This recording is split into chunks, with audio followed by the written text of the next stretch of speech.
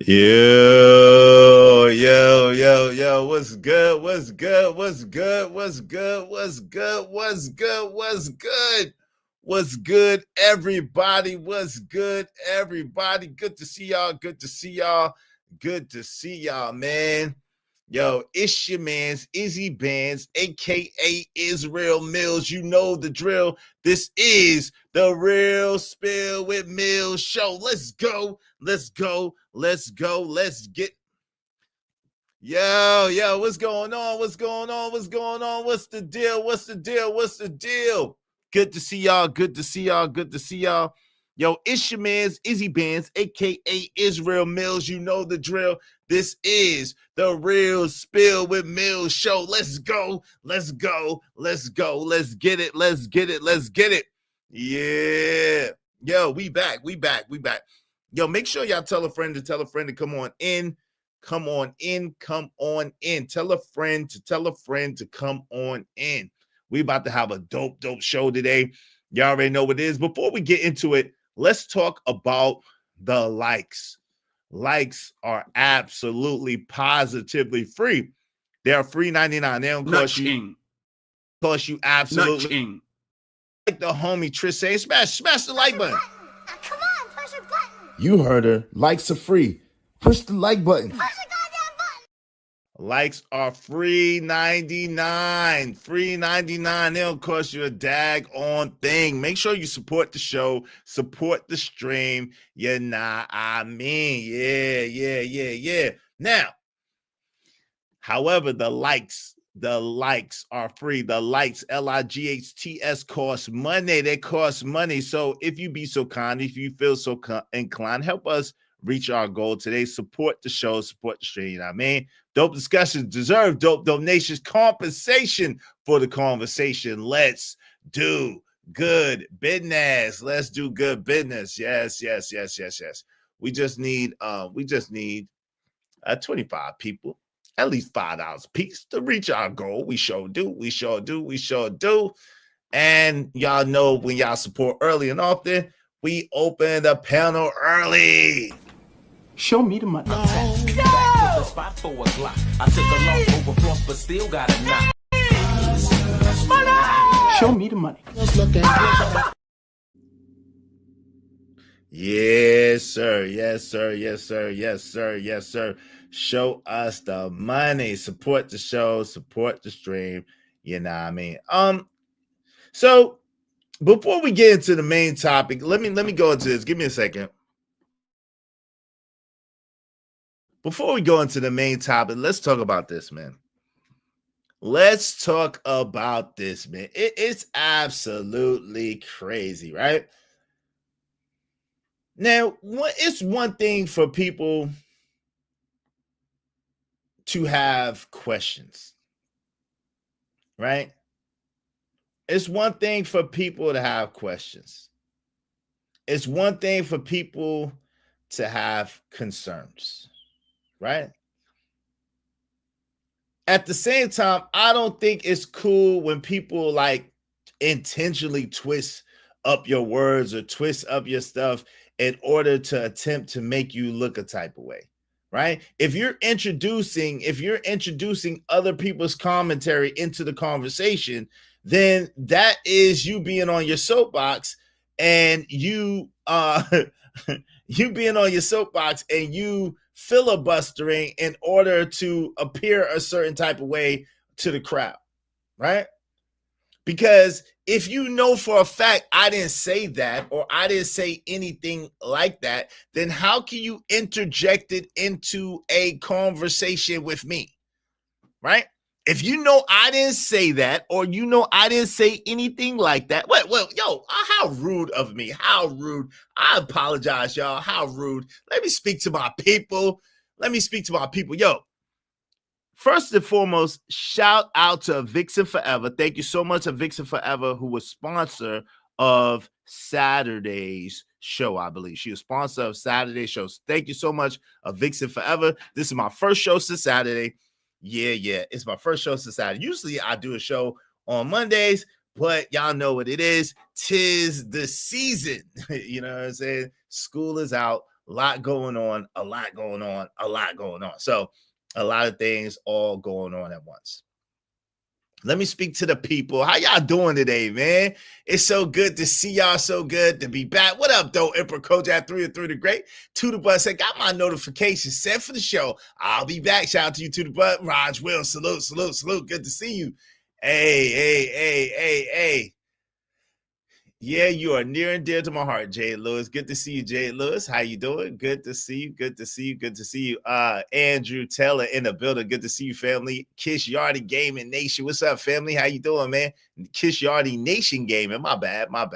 Thank you, Andrew Taylor. I appreciate it. I try to give y'all some different looks.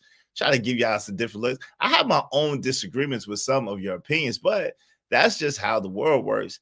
Not everyone agrees with everything. It's being adults, but I still love you and love being here. Shout out to you, To the Bug. Thank you. Much love to you, too. You know, and we're not going to see everything the same way. Shout out. And I doubt there will be a Christmas Izzy Band show or a Christmas Four Bro show tomorrow. I don't know. I probably will do a show tomorrow. I probably will. Yeah, and I understand, Emperor, you spend time with your family, but if y'all get, you know what I'm saying? You know how it is as adults. We get a little restless. We get a little cabin fever, and we just want to hang out and chop it up. So I probably will do a show tomorrow. Yeah, an Isthmus Day show. Yeah. By the way, make sure y'all check out Christmas specials that dropped on my channel last night. Yeah. Check out my man Kojak 313 Gaming. Y'all make sure y'all check that out. Listen, tell a friend to come on in. It's about to be a hell of a show. So I went through to Sharon's show a little earlier. Y'all make sure y'all get in on this, man. Tell a friend to come in. It's about to be spicy. So I went on Sharon's show earlier, and the reason why I went to Sharon's show earlier, shout out to Sharon, is because he was talking about my man House of Hypocrites. Shout out to House. And those of you who've been here and know, y'all know that I called out the House situation for the beginning. Now I'm hearing a lot of people now all of a sudden say, yeah, I called out. I'm not saying they didn't, but I know that it seemed like I was on that ledge by my damn self. I was catching darts and snares and slack from every which way, right? I was all kinds of white knights and haters and this and that because I was saying the story didn't add up. And it came from Cheeky Banter. Cheeky Banter, shout out to Cheeky, was the first one that I've heard in the space to bring that House story. It was when he had his show. And I know it's Cheeky Banner, Island Girl Q. I want to say Venus was up there. I think I'm not 100% sure. I want to say Venus was up there. Me, I'm probably Black Dawn, and some other people. I can't remember exactly who was up there, but I know that Island Girl Q was up there. Cheeky was up there. I was up there, and I was catching a lot of snares and a lot of darts. Much like I did today. It's funny how I'm all, people like, yo, you wrong, Izzy, you wrong. You don't know what you're talking about. Yo, you wrong, you crazy. And then it come to find out Izzy Bands was right all along. It is what it is. And then they act like, oh, yeah, I knew it from the beginning. I knew it from the beginning, too. I said it from the beginning. No, you didn't. No, you wasn't. You wasn't saying that for the beginning. You wasn't acting like that for the beginning. Don't even try it. No, you wasn't. But like the situation with Raw, shout out to Raw. Y'all know Raw's peoples. Like I don't have nothing against Raw G at all.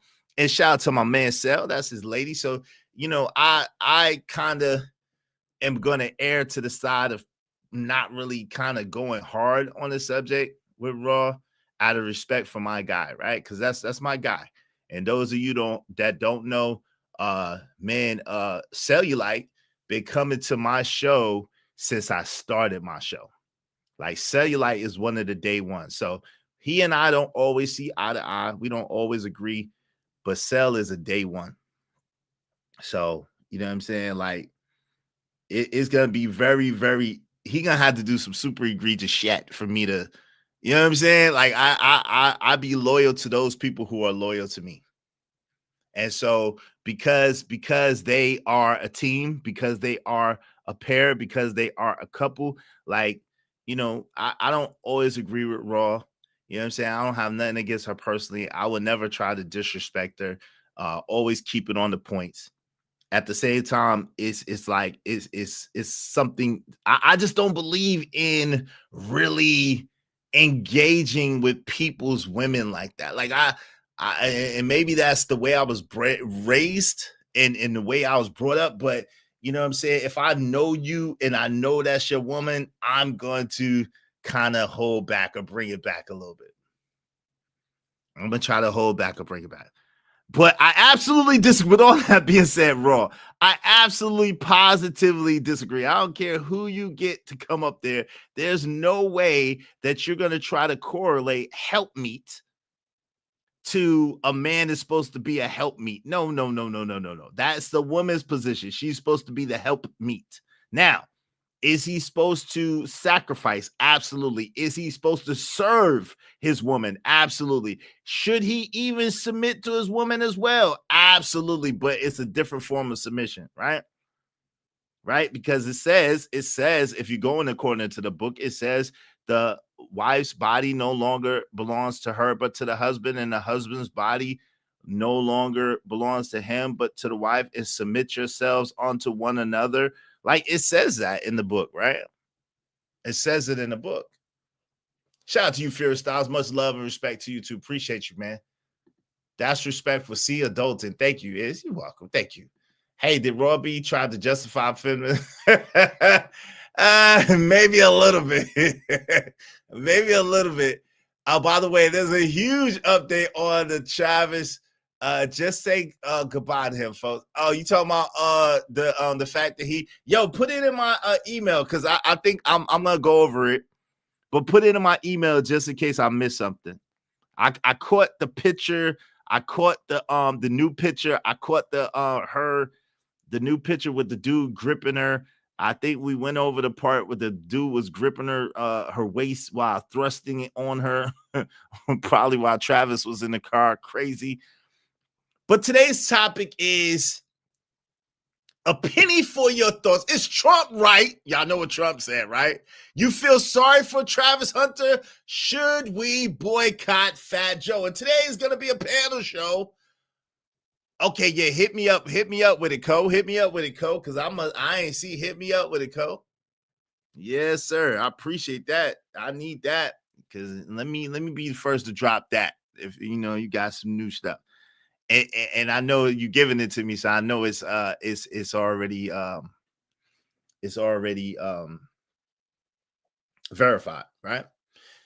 Hey, listen, y'all support the show. What's up, Ski? What's up, Ski Man? Sister in the building, MAGA. What the 4547 say? We're gonna get into it in a minute, Jimmy Rucker. Shout out to you. What's up, man? 4547 has some interesting, dynamic things to say. I'm just gonna say that. 4547 has some interesting, dynamic things today. And we're going to go for my man Freezy. Shout out to No Captivity. Freezy, if y'all not subscribed to Freezy, make sure y'all subscribe to Freezy. He be doing his thing.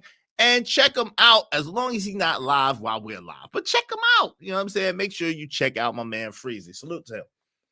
I'm going to review it from there because I couldn't find the exact clip that I wanted. So I'm going to use Freezy's video. So shout out to him. Shout out to my man Freezy. But 4547 is the most dynamic president, says Ski Mask Citizen. Shout out to Ski Mask Citizen. Y'all make sure y'all support the show, support the stream. You know what I mean? Shout out to you, Jay Lewis. Shout out to you. I shouted you out earlier, but yes, shout out to you, Jay Lewis. Good to see you. Good to see you. Good to see you. Hope you're having a wonderful, wonderful holiday. Y'all make sure y'all help us reach our holiday goals today. Help us reach our holiday goals today. So I was over there at Sharon's show, and they were talking about my man House of Hypocrites, and of course it's Sharon's fashion, like DJ Torch said yesterday. Shout out to DJ Torch. Sharon always be throwing shots, And does he mean anything by it? I don't know. I can't say that he does or he does, but he always throws shots. That's why I go at Sharon. If anybody wanted to know why I go back and forth with Sharon, it's because he always throws shots. It never fails. This thing, hey man, Sharon gotta be stopped, man. This shit got to be stopped. Shout out to Chicago. Sharon gotta be stopped. Okay, it said you may want to read it ASAP. It's heavy. Okay, let me get into this. Emperor Code breaking news. Emperor Code just sent me something. Let me see what it's hitting for. Let me see what it's hitting for.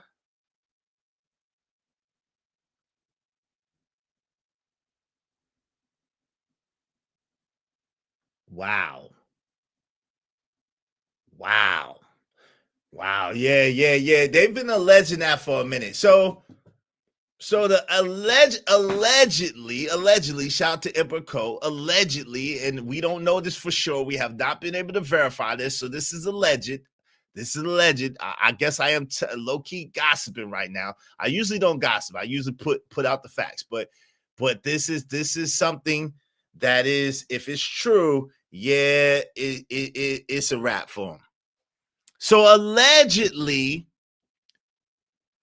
Leanna, Travis Hunter's girlfriend, fiance, soon to be wife, right before he goes into the NFL rookie camp, allegedly, she's 10 weeks preggo with twins. Allegedly,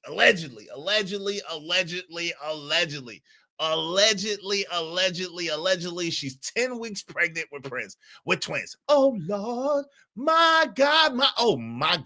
My God. May God help this. What did this poor young man do? My God. Yeah, what did this? I mean, yo, you know how crazy it gotta be for like the biggest moments of your life. Like, yo, let's think about this. Ever since the biggest moments of this young man's life, he's been in a whirlwind. And it's all revolved around this woman. Let me say that again. Ever since the biggest moments of this young man's life, the Heisman, the game, everything, he's been in a whirlwind, and it all revolves around this woman. Oh my God.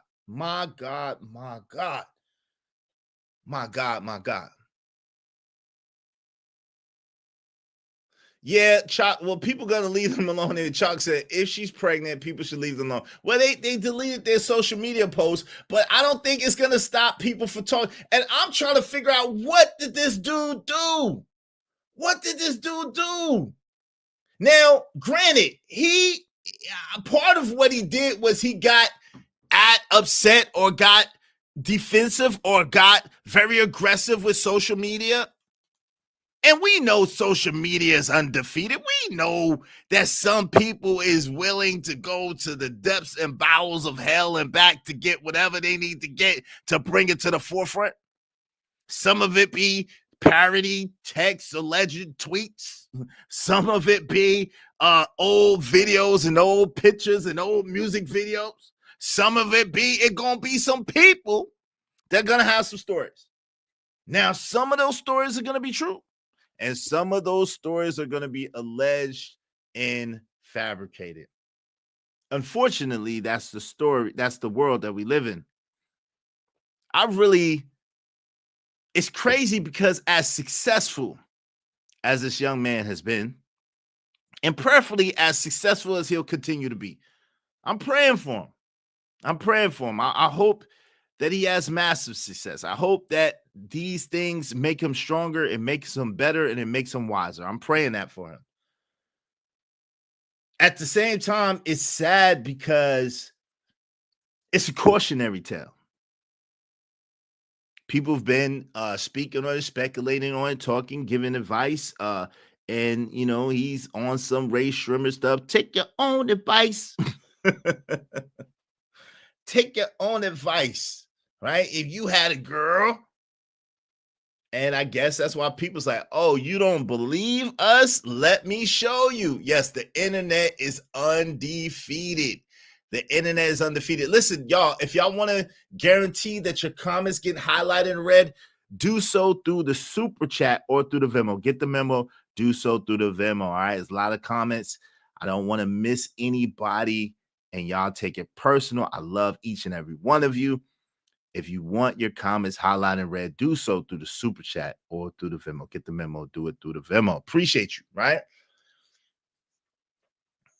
And y'all know how we do. If y'all, $20 or above sponsor the show, I read all your comments. I prioritize you. Shout out to my man Trucky Yale in the building. Let the man live in his duck essence. He wants to be a duck, bask in the duck totality. Oh my God. The trophy for Simp of the Year 2024 goes to, oh my God. My God, my God. Damn, son. Say it isn't so. I hope this is, oh my God. Travis Hunter. May God help you, brother. May God guide you and lead you and direct you. Order your footsteps and get you out this mess. I think honestly though, but let me just say this to him first though. Congratulations, you played yourself. That's what happens when you just get out and start spazzing out on the internet. Like, you don't know. Like, the problem is you don't know who you're talking to exactly. You just get out here and just start snapping off on everybody. You don't know who you're talking to. It's like weird. It's like the Fat Joe thing that we're gonna get into. When you just start talking, just talk, them broke ass FBA, Federal Bureau of Authority, like foundational black authorities. Like, what? Nigga, who are you talking to? Who are you talking to? Do you know who you're talking to? Do you know what they are going to do to you? Do you know? You don't know. You just out here speaking. You just out here talking. You just out here just going off on the world, and you don't know exactly who you're going off on. It's a bad look. Shout out to that outspoken introvert said, just let him be a cautionary tale for our sons, nephews, and little bros. Homie is done off. Yeah. Don't get me started on that infiltrated Fat Joe. Yo, we gonna go there. We're gonna go there. What's up, Cajun Darfire? What's going on? Will, like the special man back in the day, let him have it. Yeah, the black authority. Yeah. The black authority, the foundational black authority. The broke niggas of the foundation is what he said. I'm not saying it. That's what he said. Amazing. And we're going to get into that. I don't want to skip. We got a lot for you. Make sure if you want your comments highlighted and read, you do so through the super chat or through the Venmo. Support the show. Get the memo. Hit the Venmo. Listen, $5 challenge. We just need 25 people, at least $5 a piece to reach our goal. Help us reach the goal today. Get ready for a raw debate. Is he a raw debate, LOL? I'm not debating Raw B. I'm not going to do it, Kills. I'm not going to do it. Yo, Trucker said, Fat Joe has the Biden disease. He then showed he out of pocket. Yo, that was definitely out of pocket. I'm not debating Raw B. Shout out to Raw. I'm not debating Raw, especially not about the Bible. I'm not going to do it. Shout out to Raw. Me and Sal. Shout out to Nah.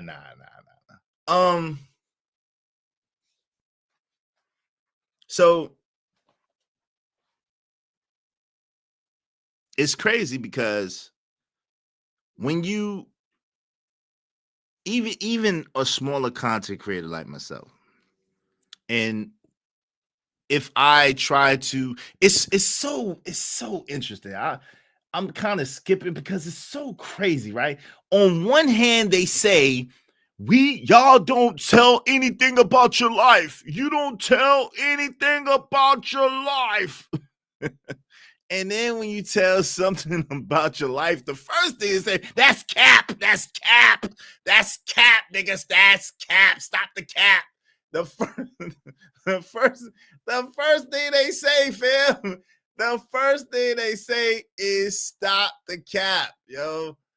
You cannot win for losing. If you, the first thing they say is stop the cap, right? Right? You cannot win for losing. And then if you tell something, they are going to try to pick any and everything you tell apart. Oh, it's your fault. Oh, you hate women. Oh, you don't believe in providing. Oh, you don't believe in serving. Oh, you're selfish. Some more bitch. You just always want it about you. It's like, what? How did you get any of that from what I just said?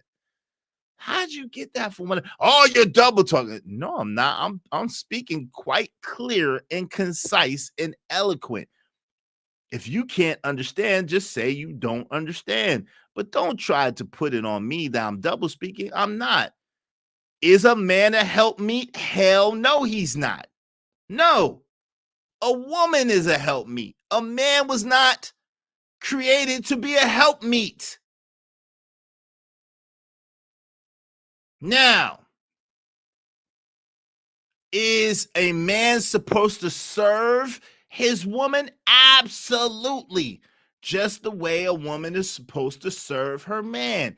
Should a man prioritize the best interest of his woman? Absolutely. You chose her. I'm talking about a good woman that you chose, that you're in a long-term relationship with, whatever that looks like for you. Should you prioritize that woman? Absolutely. Now, there are some nuances. You don't put her ahead of God. You don't pedestalize her. At the same time, you do prioritize her. There's a difference between prioritization and pedestalization, right? She is your companion.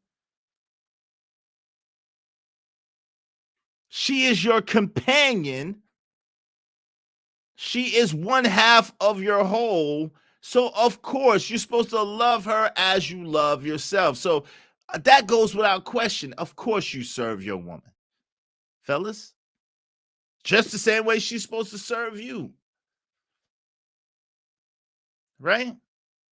Are you a helpmeet to her? Hell no. How can two people, we're going to get into it because I'm not talking to anybody specific. How can two people have a vision? Let's get into it. How can two people be working on a vision at the same time, on two different visions at the same time? How? How, Sway? How? How? See, it's nothing wrong for your woman to have aspirations and dreams. That's a great thing. And if it is in the best interest of the family in the whole, it's nothing wrong to making concessions in order to reach a worthy ideal. However, I'm of the strong belief that a house divided against itself can never stand. Have y'all seen that commercial with the two heads, with the dragon with the two heads, the Red Bull commercial? And if one head is trying to go this way and another head is trying to go that way, and then the Hercules dude get them to argue, and then they tangle the heads up. You're going nowhere fast. You're going nowhere fast.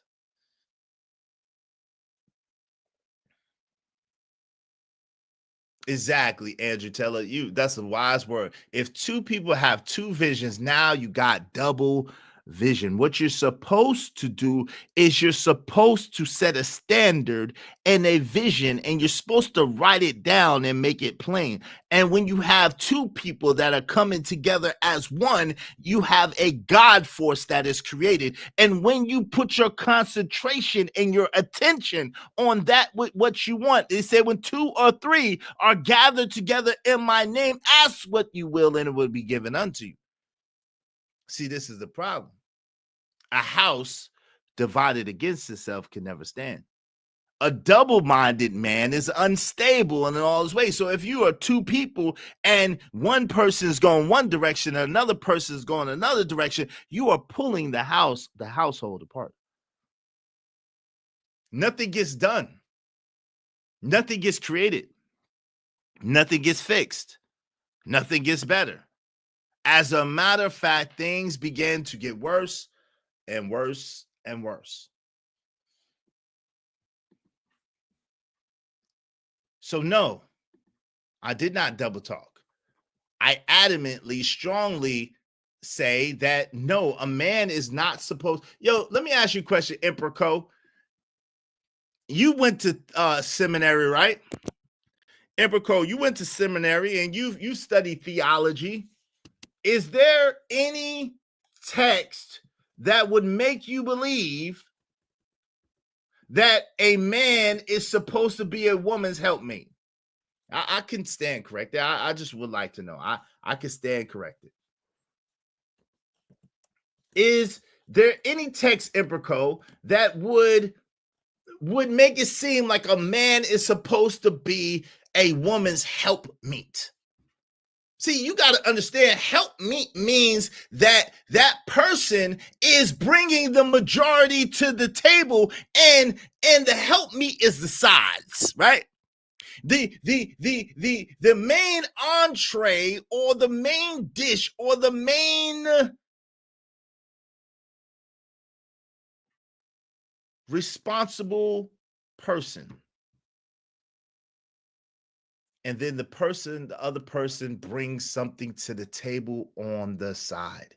That's a help me. Shout out to my brother Hassan Tahir. Salam alaikum. Appreciate you, brother. Thank you very, very much, Hassan Tahir. If you got a membership from Hassan, he gifted 1 membership. Make sure you thank him. Make sure you thank him. Y'all support the show, support the stream. Now, I mean, thank you.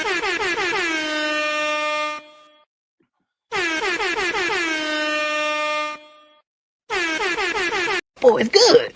Because membership has its privileges over here. Thank you very, very, very much, my brother. I appreciate you. I appreciate you. I appreciate you. Because of Hassan Tahir, we just need 24 more people, at least $5 a piece, to help us reach our goal. Help us today. Thanks, man. I'm on my grind to get this money. I can't stop it till I'm filthy. With the people, Zebo like the rock. I drop. I ain't no trapper. I'm a hustler. Right. And see, this is the thing. People get it confused because it says wives and husbands submit to your husband. Wives submit to your husbands. Husbands submit to your wives. The body of the wives is not the husband, and the body of the husband is not the wives, but the husband. The body of the husband is not the husband, but the wife, right? It's about service. And yes, Jesus served either, man. Jesus was a server. Absolutely. He was a server. However, he was nobody's helpmeet. He was a server. And he said, ye who will be greatest among thee will be servant to you all. But a servant or serving someone and being a helpmeet are 2 different things. You can be the main course and still serve. You cannot be the main course and be a helpmeet. Now, let me say that again. You could be the main course and help serve. But you cannot be the main course and be a helpmeet. Yo, shout out to my man Dunk in the building. Thank you so much, Dunk. No matter what the situation, I got you, fam. Thank you. Y'all be like Dunk and support the show, support the stream. Be like my man Hassan Tahir. Support the show, support the stream. I mean, help us reach our goal today. I appreciate y'all. Salute. Thanks, man. That means you get.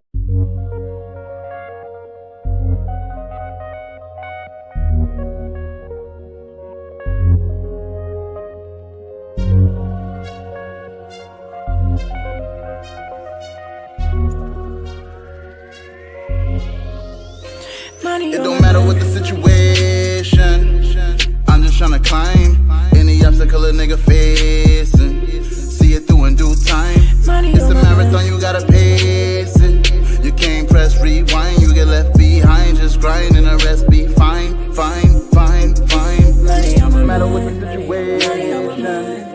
I'm just trying to climb. Got to kill a nigga face. See it through in due time. It's a marathon, you gotta pay. You can't press rewind. You get left behind. Just grinding the rest of fine. Thank you very much, Dunk. I appreciate you. I appreciate you because, Dunk, we just need 23 people, at least $5 a piece, to support the show, support the stream, help us reach our goal today. We greatly appreciate you. Thank you so kindly. Okay. So my man Emperor Code said, what you say, Code? Code said, Code World said, I've never seen biblical text where God said the man is the helper. God only said the woman is the helper. God designed women to be a complement and companion to man. Yes, he did. For he said that it is not good that man should be alone. So I will give you a helper. I will give you a help meet. Help meet. M-E-E-T. Help meet. Now, when Raw, shout out to Raw, when she was saying about Adam, meaning mankind, there were two creation stories. We know that. We know that the Bible says in the beginning, he created male and female. He created them and named their name Adam. That's in Genesis. But it's also in Genesis when he goes into detail. That's the second creation story because, of course, if you know by now, a lot of people talk about Lilith. And Lilith was in the first creation story. And then Eve was one who was brought from the rib of Adam because, again, Lilith was against man. Lilith is the spirit that is in this world today. It's the spirit of feminism, the spirit of selfishness, the spirit of cynicalness and self-centeredness.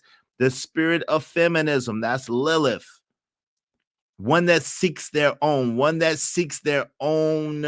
desires, one that it wants to exalt themselves above that of man. See, what you have to understand is also that God made everything bow to Adam and gave Adam dominion over everything on earth. See, you got to understand that, meaning he gave man, not mankind, he gave man that dominion. Also, you know this because he also said that your husband shall rule. Part of Genesis 3:16, the punishment was that your husband shall rule over thee and you shall be subject to him. So when we're talking and when we're saying this, we understand by the sin of Eve that man is to rule over his woman. That is unquestioned. Should be, right? But I don't carry it like that. I'm not a dictator or a tyrant. I don't believe in that, right? I don't believe in being a dictator or a tyrant, right? At the same time, make no mistake about it, I understand my position. We was giving dominion over the earth as men. Dominion. Shout out to my people that used to say that. Shout out to Jimmy Rucker. $2. A happy man is God's plan. Tabernacle, brother. Happy spouse, happy house.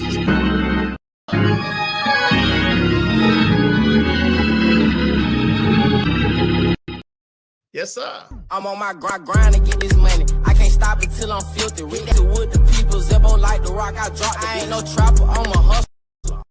Dominion, aka rule. Yep. You can rule your home without being a ruler of each person. Yeah, I believe that. I believe that too, but because I believe that people are in the image and likeness of God. So we all have a God spark. So I don't believe in trying to run anybody in the sense of trying to be a dictator or a tyrant over them, because God himself can make us do whatever he wants us to do, but he doesn't. God himself, the almighty, the all-powerful, the all-knowing, the omnipresent, can make us do anything that he wants, and he doesn't. So I don't believe in trying to force my will on other people. Now, that's a relatively new thing. I might say that's come with maturity and with age, right?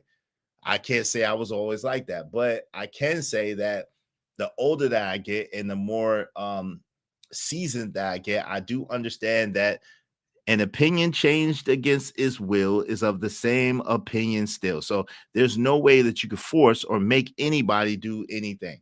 Shit, let's be real. We barely have enough control to control ourselves sometimes. Let me speak for me. Amen. I barely have enough self-control sometimes to control my damn self. I know for a fact I can't control anybody else. Okay. I barely got control over my damn self sometimes. Okay. I know what to do. I know what the right thing is, but sometimes my body, my mind's telling me no.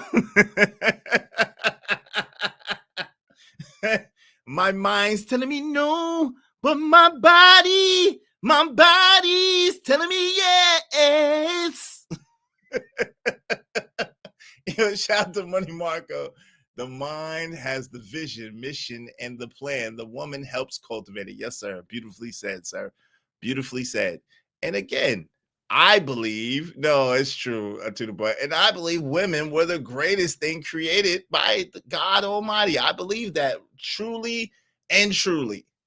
I believe that truly and truly that women are the greatest thing that God ever created. But make no mistake about it, men are not supposed to be women's helpmeet. Stop it. Stop it. Hey, Almanaz 78, how you doing? So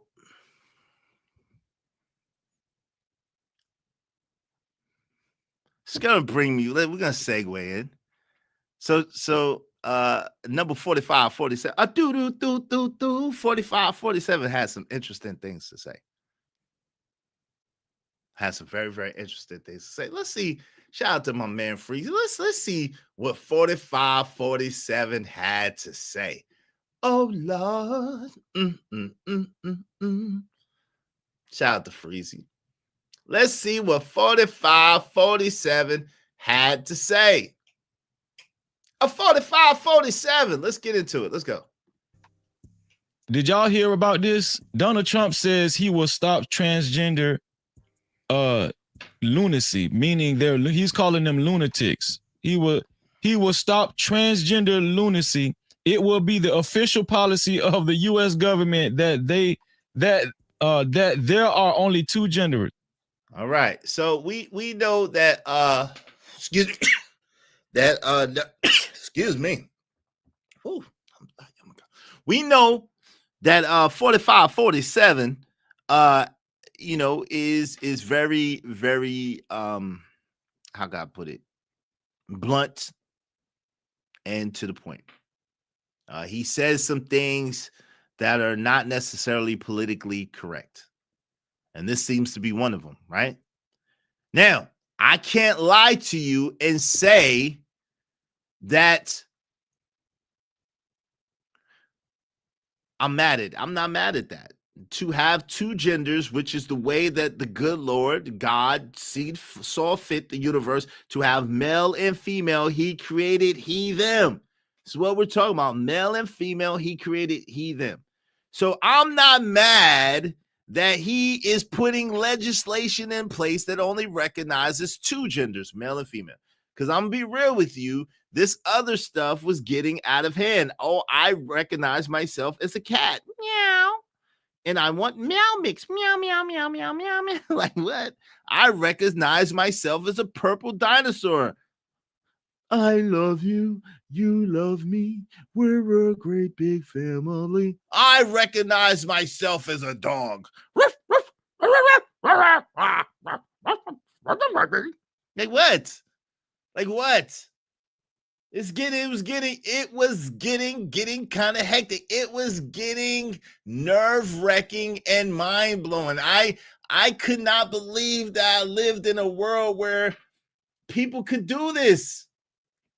And you got fired or you got chastised or you got reprimanded if you did not acquiesce to their request. Listen, I want to be recognized as a cat. I'm a cat, damn it. Meow, meow, meow, meow, meow, meow, meow, meow, meow. I'm a cat. And if you don't recognize me as a cat, you are being insensitive and you are infringing on my cat rights. Don't infringe upon my cat rights. I'm a cat. Meow. I'm a cat. It's getting ridiculous. It was getting ridiculous. Now, I'm not going to disrespect people and their ideology by calling them names. I'm not going to call you a lunatic. I'm not going to do that. I do think that is offensive. I can see how that could be very salacious and how that could be very aggravating, upsetting, frustrating, or whatever the case may be, to be called out of your name. Now, let's be clear. To be somebody who likes the same sex or smacks is not the same thing as being a transformer more than meets the eyes. Transformers, niggas in the sky. That's a different thing altogether. Let's be honest, right? Because when you are transforming, that means that you have to exchange body parts, right? You taking and putting, and they have this thing called body dysphoria and all this other stuff that comes with it, right? And especially, let's just be real, especially when it comes to young chillins, when it comes to the chillins, that's the thing that's the most disheartening, right? Shout out to my man, JD1975. Yo, what's good, man? Good to see you. Happy holiday. Hey, 183307. Good afternoon, teachers and children being scratched by a human cat, and cat a damn thing be done up to the issue. Yeah, can't a damn thing be done. That's a fact. That's a fact. Meow, this what cats do. And then you say you disrespect the F out of that. Yeah, ski mask. I ain't gonna call nobody out their name. But let's get to it. Y'all make sure y'all support the show, support the stream. I'm about to drop the panel in a moment because I want to hear what y'all have to say. We could definitely go back and forth on it. Let's get it. Two genders. With a stroke of my pen on day one, we're going to stop the transgender lunacy. Yo, now let's be real. 4547 is the president of petty. 4547 is the president of petty. With the stroke of my pen. Where have we heard the stroke of my pen before? Where have we heard about the stroke of my pen before? Who has done something with the stroke of their pen that was just running for a presidency that he just beat? He is petty. Make no mistake about it. All right, let's get to it. With the stroke of my pen. Let's go. Can he do that? Yeah. Or is Donald Trump just flat out lying now? No. No, he's not. Yes, he could do that. See, he ain't saying that you can't be homosexual. If you homosexual, that's your business. He's not saying that. What he's saying is to be able to change or to be able to have that legislated on paperwork or in the office or in a public setting where we have to go according to whatever you believe you are. And some of the people I've made the shorts. We seen the melanated man with the pink hair talking about he's a white woman looking crazy as hell. We seen it. I'm talking about he been lying, but is this just a bold-faced lie? Can you stop transgenderism? Can you make it against the law for somebody to actually represent themselves as trans? Yeah, because again, doesn't that go to it goes to change your body parts, right? Because again, if you're dressing like something, that's not necessarily what that is. What's the terminology if you're dressing? That's a cross dresser, right? If you just dressing, all these new terminologies and all these new things are a little little new to me, but I believe that that's a total different thing. If you're a cross-dresser, you're a person that just dresses like a man or dresses like a woman. That's not the same thing as a transformer, more than meets the eyes. Transformer, person in disguise. That's a different thing. It's a different thing. I think that's changing body parts. Is the difference between a cross-dresser and a transformer. Okay, let's just be real. Let's go. Maybe you can make it against the law for the surgeries. I don't know. Yes, but it just, I mean, people consider themselves trans without having to have surgery, right? I'm pretty sure you can make it against the law to have surgery to actually remove body parts. You got to have some kind of alteration, right? Y'all tell me. I'm not well versed in this stuff. Y'all tell me. I rely on y'all, man. I'm about to open up the panel. But y'all tell me, you got to have some type of augmentation or alteration in order to be considered that, right? Right? Other than that, you just cosplaying, right? Let me know. Let me know what the difference is. I'm asking for a friend. I'm not trying to. Yeah, wait, hold up. I know how y'all think. Wait, hold up. Wait, whoa, partner, whoa. Pause, man. Hell nah, nigga. Hell nah. Pause, my brother. Pause. Yeah, shout out to Jimmy Rucker, $2. Thank you. I identify as a 75-year-old white man, 800 credit score. Shout out to that. Salute to the 800 credit score. I want an 800 credit score. I got close, but I ain't never get to 8 yet. I got close. My son, yeah, I got close. Shout out to that. Salute. I appreciate you, Jimmy Rucker. I appreciate you. Y'all be like Jimmy Rucker. Support the show, support the stream. You know what I mean? Salute. I'm about to say too much. Thanks, man. I got money.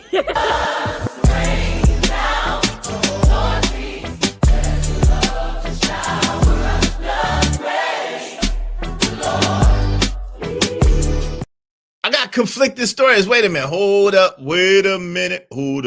Yes, Transformers have had surgery or hormonal therapy. That's what I thought. But okay. Yeah, it's definitely a cousin of her. But if it okay, hold on. Y'all going back and forth. Yes, he can. The sad part is we shouldn't even have to do this, but somebody putting on an application, they're not neither. They're a saber-tooth tiger and address me as such, and they can sue is crazy work. Yeah, that's the crazy work. I ain't gonna front. That is the crazy work. Let's get to it. Or something like that. But people consider themselves trans without having surgery, right? Somebody tell me, because I don't be really knowing. But this man say he finna make transgenderism, he finna make being a transgender illegal in America as soon as the first day he get in office. Is he gonna free Tory still? Is he gonna free Tory Lane still too? No, Big Trump. I don't know. Yeah. And I will sign executive orders to end child sexual mutilation. Yes. Okay.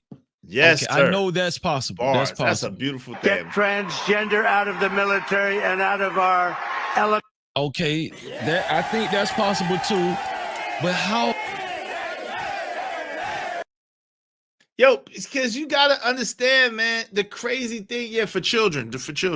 But the crazy thing is, like, when you I remember that time when we saw the video and that woman was basically have to fight off that man that identified as a woman for going into the bathroom with her daughter. Remember that, y'all? Remember that? Where that woman had to basically fight off that man from going into the damn bathroom with her daughter. She's like, my daughter's in there. And that big grown behind man that identified as a woman, all of 6'3", 260 pounds,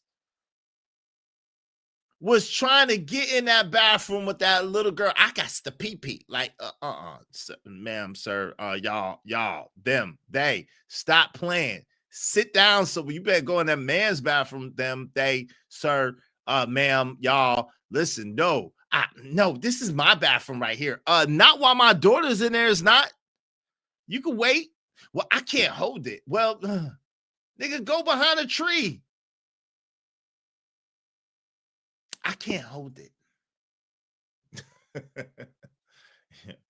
Crazy. You remember that occasion? Just crazy.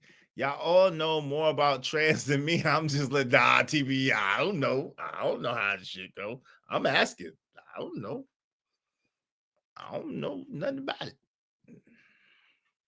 I just know that there was a man on a box of Wheaties one day, and the next day they said, call him Caitlyn Jenner. I said, God, no, what happened to Bruce? What happened to Bruce? Is this his sister? What happened to Bruce? Let's go. Oh, but how can you actually get transgenderism out of the military? What if somebody just dress up as their original sex, but but after they actually get into the military, they start cross-dressing after they get accepted? It's not gonna work. Remember, Cleon from MASH. It's not gonna work. See, the dressing part is not the problem.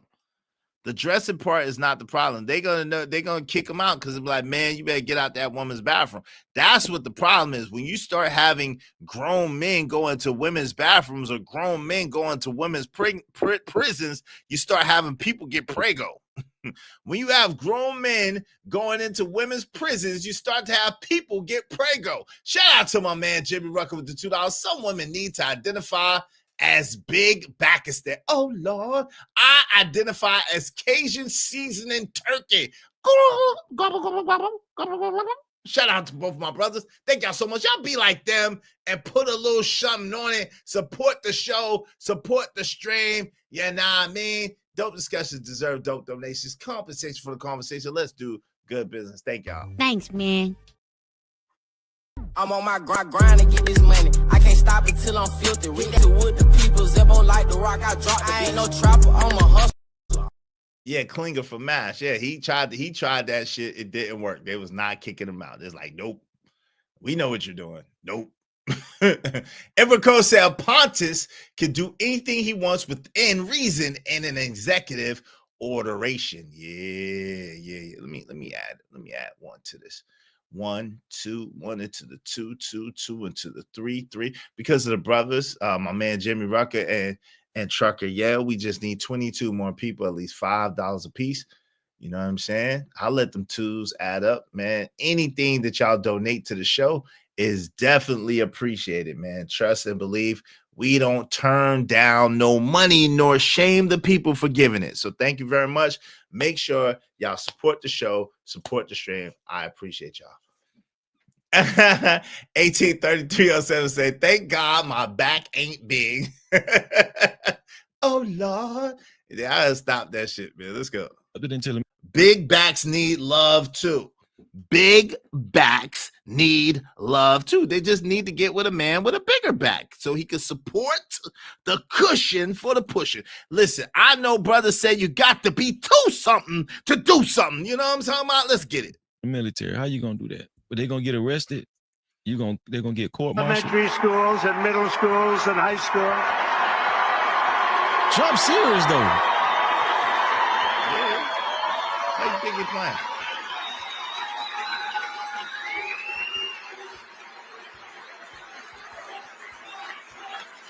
And we will keep men out of women's sports.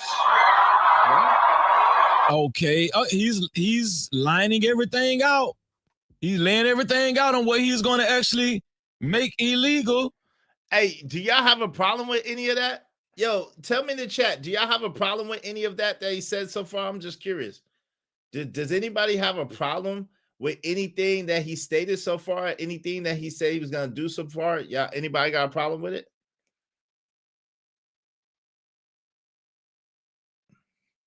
Niggas Pontus, LOL. Say it right. Pontus. I said Pontus. I know how to spell Pontus, nigga. It's Pontus Pilate, man. It's Pontus. It's not POTUS, it's Pontus. Like Pocahontas. It's Pontus. POTUS. I call it Pontus. I say what I want to say, boy.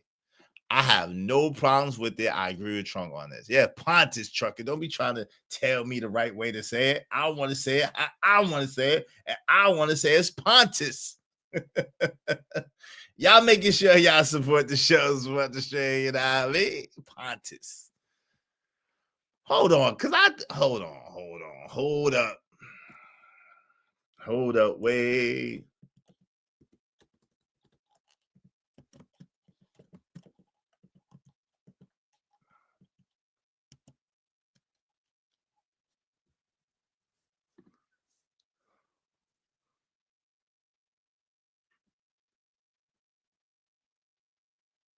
Oh, hold on.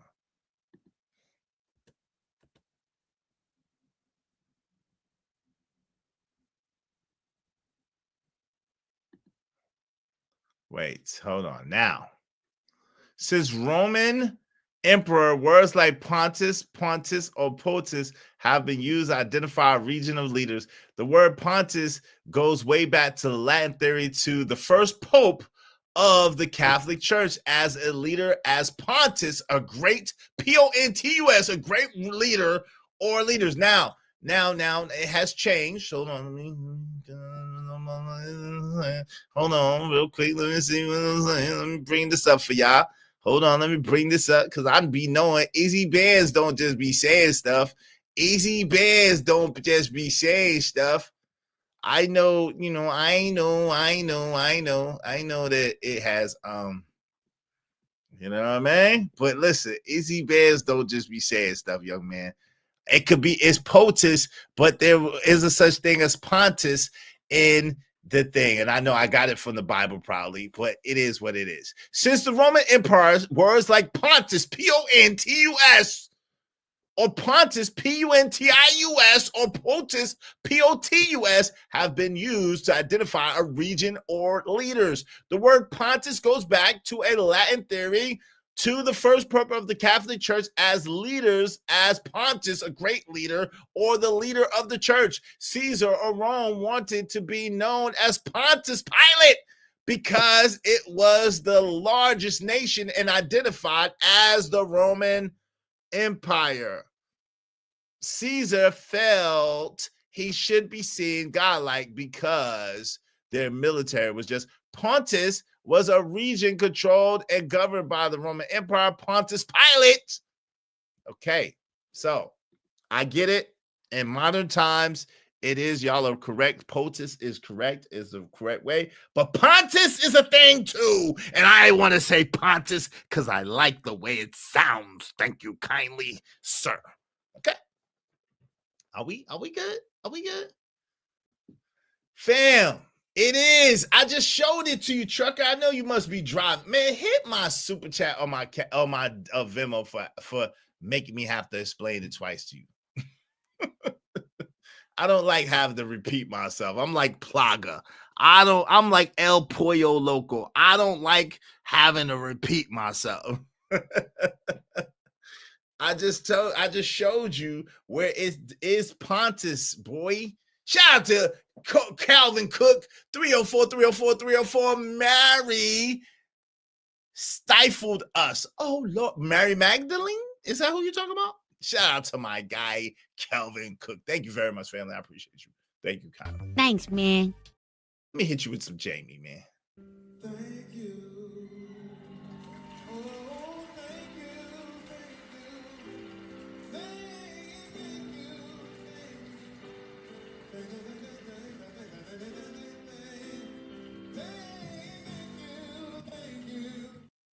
Chucky, you got to give me an L in order for me to have an L, and it's right here in black and white.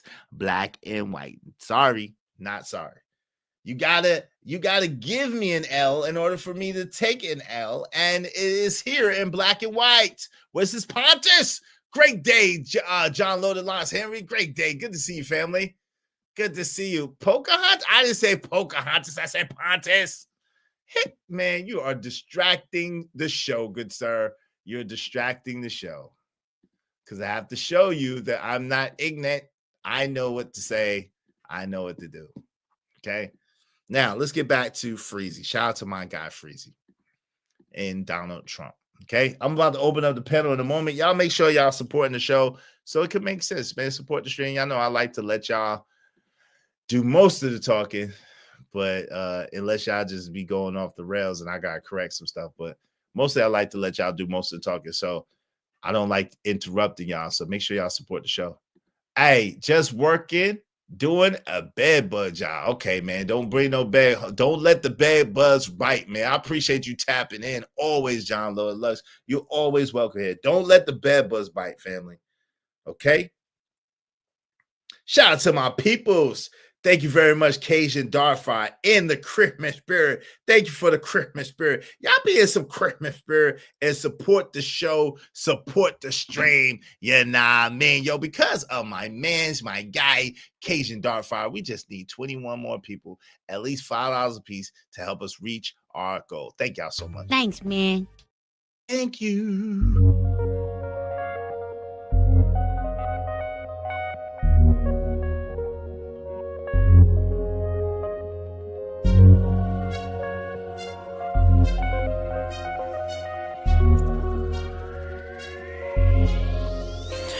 It don't matter what the situation.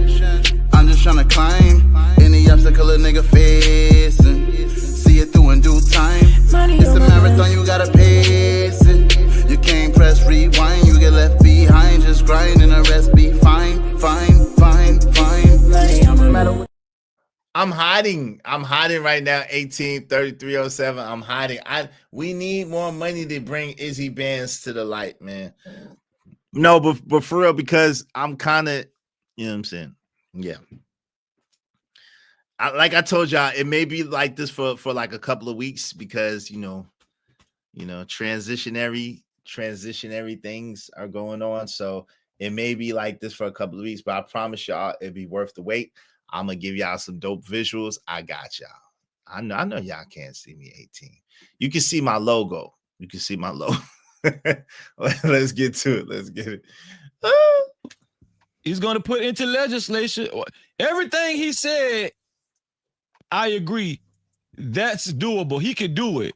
You know what I'm saying? Whether y'all agree or not, I think that those things he can implement. Now, as far as somebody dressing up as the opposite sex, on their own reconnaissance out in public, I don't know if they can stop that. And that will likewise be done on day one. Should I do day one? With the stroke of my pen on day. Man, Trump say with the stroke of his pen, he's stopping your ass from buying all the boy clothes up and all the girl clothes up. No captivity. Trump say it's gonna be more clothes available for your sex. There's gonna be more clothes available on the clothes racks over there at Bell's Outlet and Burlington Coat Factory. Because that's where your boy Freeze's shop. You can dress how you want. Judge me. Hey, shout out to Freezy. You can wear Burlington Coat Factory if you want to. Shout out to my guy Freezy. If you want to wear Burlington Coat Factory, family, you can wear Burlington Coat Factory. Shout out to Freezy. So at the end of the day, though,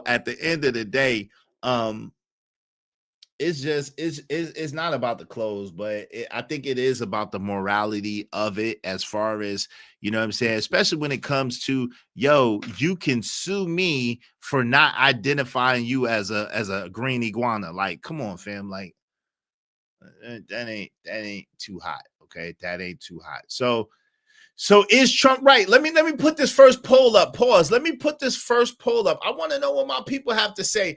Is Trump right? And this is multiple things. Is Trump right? Is he right? Is he right in this particular situation? I want to know what y'all think, man. What do my people have to say? Is Trump right? All right, this is the first poll. Help us reach our goal today, man. Help us reach our goal today. $5, green $5. Green $5 and above. Help us reach our goal. Is Trump right in this situation to ban trans in legislation. I don't know. Just ban trans. In law. Yeah, in law. Yeah, I did like that because I don't know how to spell legislation. I don't want to spell legislation because I don't know how. I don't know how to spell it. Y'all gonna be all right. Damn. Wait a minute. Hold up. I want to say yes or no. Start a poll. There it is. Is Trump right to ban trans? I want to know what y'all have to say, man. Everybody vote.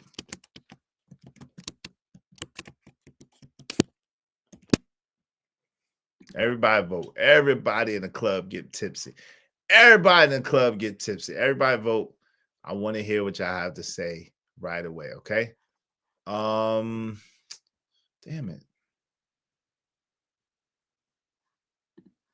Let's get to it. Let's get to it. Let's see what my man Freezy had to say. All right. Y'all support the show, support the stream. Yeah, I mean, let's get to it. Let's see.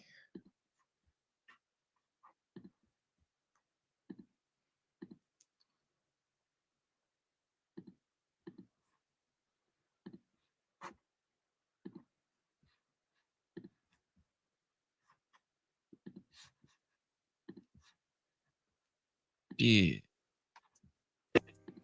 Day one. Let's get Trump out of there. Let's see. Oh, we do have the first goal. We got the first goal of tonight. And he goes by the name of Brandon Nesbitt. And attention. Oh, man. Shout out to our sister. Shout out to our sister. Mia. Check the cash out, bitch. Thank you, Mia. And he came up. No, it's Fat Joe. I tried to rhyme again. I tried to rap again. And attention. And he's off of his chest. It was very $5 cash cow. Thank you. Thank you, Mia. So, all right, yo. So we going on to Fat Joe. So Fat Joe, in case y'all didn't know, Fat Joe was over on Math Hoffa's podcast. Fat Joe was over on Math Hoffa's podcast, right? So the first thing we need to know is, do you believe Trump was right? So far, we got 7 votes. Everybody vote. We only got 7 votes, but everybody, all 7 said yes. So everybody vote. Everybody vote if you think Trump was right in this situation or not. Everybody vote.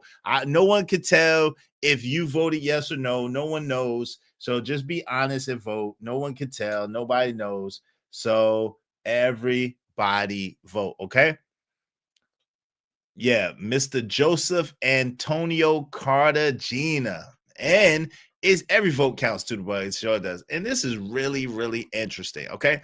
So Fat Joe gets on Math Hoffa's podcast. Shout out to Math Hoffa. And they're chopping it up. And he begins to go in on the FBA, Foundational Black Americans. He calls them broke ass niggas. And he begins to talk about Lord Jamar. Okay. One of the members of the legendary group, the Brand Nubians. Punk step up to get beat down. Ain't nothing but a beat down. Punk step up to get beat down. Yeah. Brand Poobah and the Brand Nubians. Now, make no mistake about it, Brand Poobah was said to be the leader or the dopest MC in the Brand Nubians, right? He was the one that kind of stood out above everyone else, but made no mistake about it, the Brand Nubians was definitely dope. Lord Jamar was definitely dope. So we cannot front on him or flex on him. They are definitely pioneers. They're definitely trendsetters. They're definitely trailblazers in the world of hip hop, right? And so with that being said, Fat Joe has some very interesting and distasteful things to say about Lord Jamar, because I guess he disagreed with his opinion. And this is the thing, man. And I definitely agree with Lord Jamar's sentiment of, it shows a lot when you're having a conversation and you're just trying to talk about the details of what's going on, and people try to throw in ad hominem attacks. People try to go in on you and your family. People try to throw everything at you but the kitchen sink, but don't really want to address the subject at hand and don't really want to converse on the subject. That shows a lot about you as a person, not about me as the person that you're attacking. I'm just gonna say that. So let's get into it. Shout out to my man Freezy. What Freezy had to say about Joe? We gotta get into it. We got 15 votes. 100% say yes. Everybody vote, man. Wow. Everybody on the same accord. Let's get to it. Listen, this is what we're going to talk about first. We're going to talk about Fat Joe. We're going to talk about Fat Joe, and we're going to discuss Fat Joe. This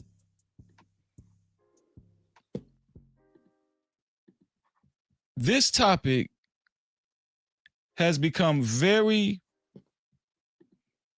concerning to a lot of people on YouTube, Instagram, Facebook, Twitter. Fat Joe has ruffled a lot of feathers. No doubt. So now, as I'm listening to this, I'm thinking back on yesterday's show over on Sharon. I was peeped in a little bit. I had a lot going on, a lot of business to handle, but I peeped in a little bit on Sharon's show. And Reese, I think he's Jamaican or Haitian descent. I don't know. Sometimes he says Jamaican. Sometimes I thought I heard him say Haitian. But Reese, maybe he's both. But Reese was speaking, and Reese said a lot of things that didn't quite, like, I was like, what? Like, what are you talking about? Like, so I think I'm going to address some of that too. But let's get into it. I think I'm going to address some of that too. Let's get into it. Let's go. And I'm going to open up the panel so y'all can get in on this as well, okay? I'm going to open up the panel so y'all can get on this as well. Make sure y'all supporting the show, supporting the stream, you know what I mean? Yeah, and I'm going to play what he said just in case some of y'all haven't heard it yet. It was very disturbing to a lot of foundational Black Americans. Now, there's been a huge discussion on who started hip hop. I don't know if you guys been in that sector, but just to inform you guys, that's been a huge discussion for some time now. Who was at the forefront of hip hop? Who started hip hop? One of the people at the forefront of this discussion is Tariq Nasheed. If any one of you guys don't know who Tariq Nasheed is famously known for the Hidden Colors documentaries, 1 through 5, I believe. So I don't know. Fat Joe just appeared on an IRL podcast by the name of Math Hoffa. That's the name of the guy that runs that podcast, Math Hoffa. And Fat Joe was sitting in the barber chair like most guests do, and he was giving his opinion on who might have started hip hop and who's full of shit. And he commits to talking about foundational Black Americans, aka FBA. No captivity. Now, Fat Joe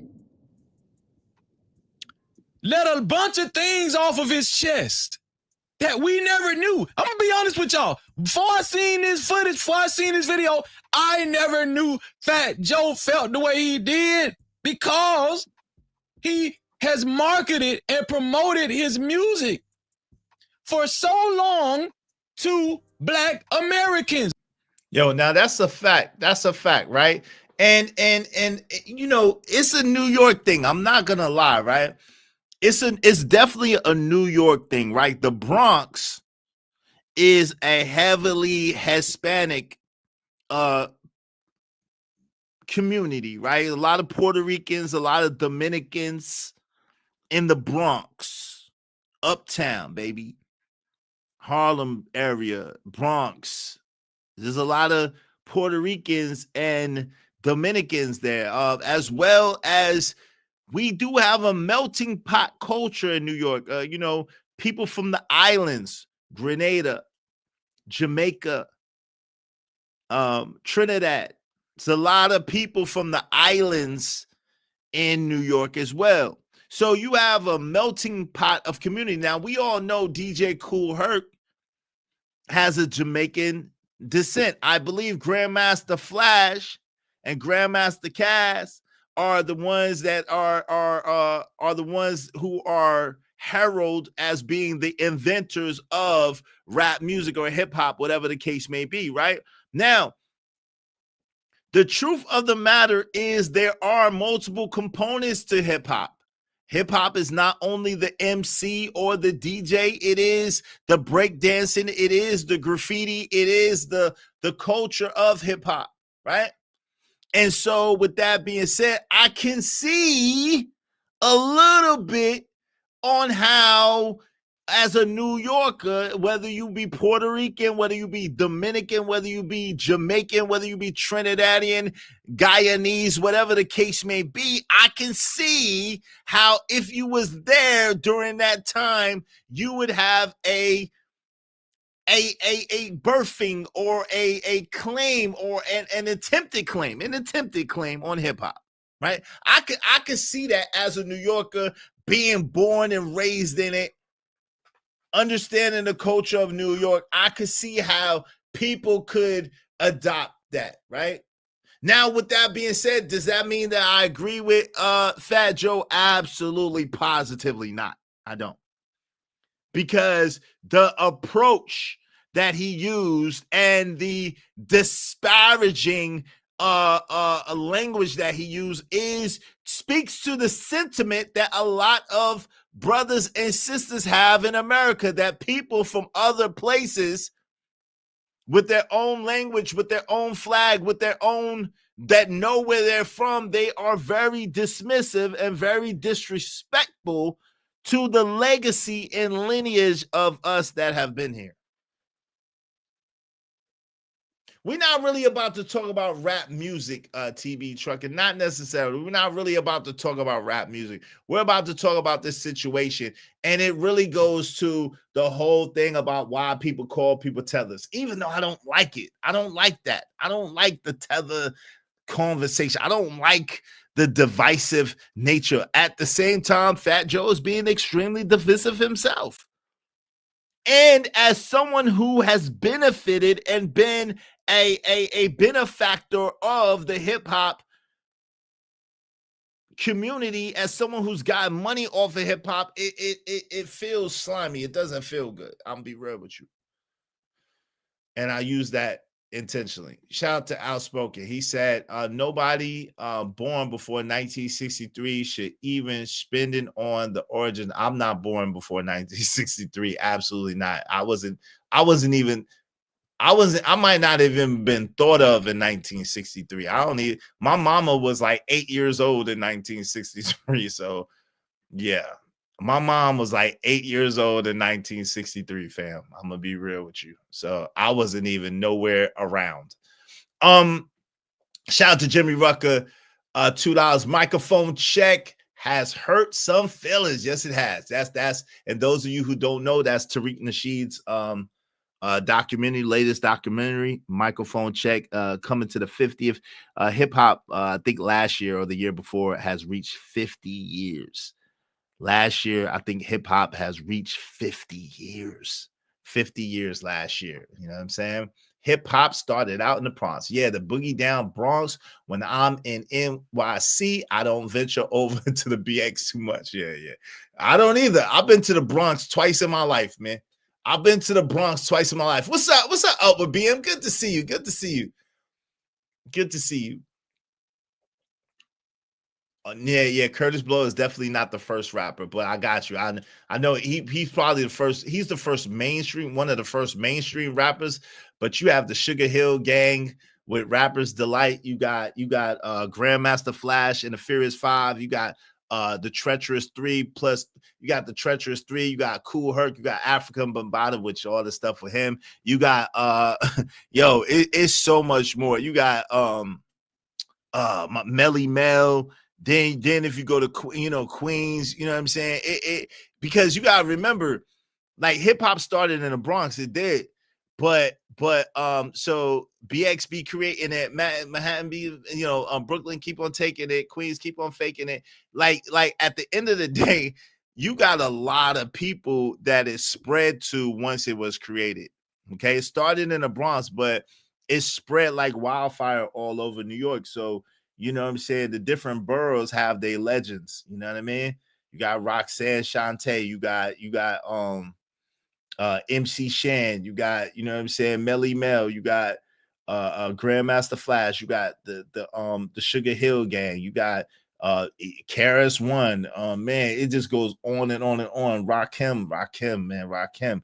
Yo, it just goes on and on and on. But the originators of rap music is definitely was it Grandmaster? Is it Grandmaster Cash or Grandmaster Flash? But definitely one of them or both of them.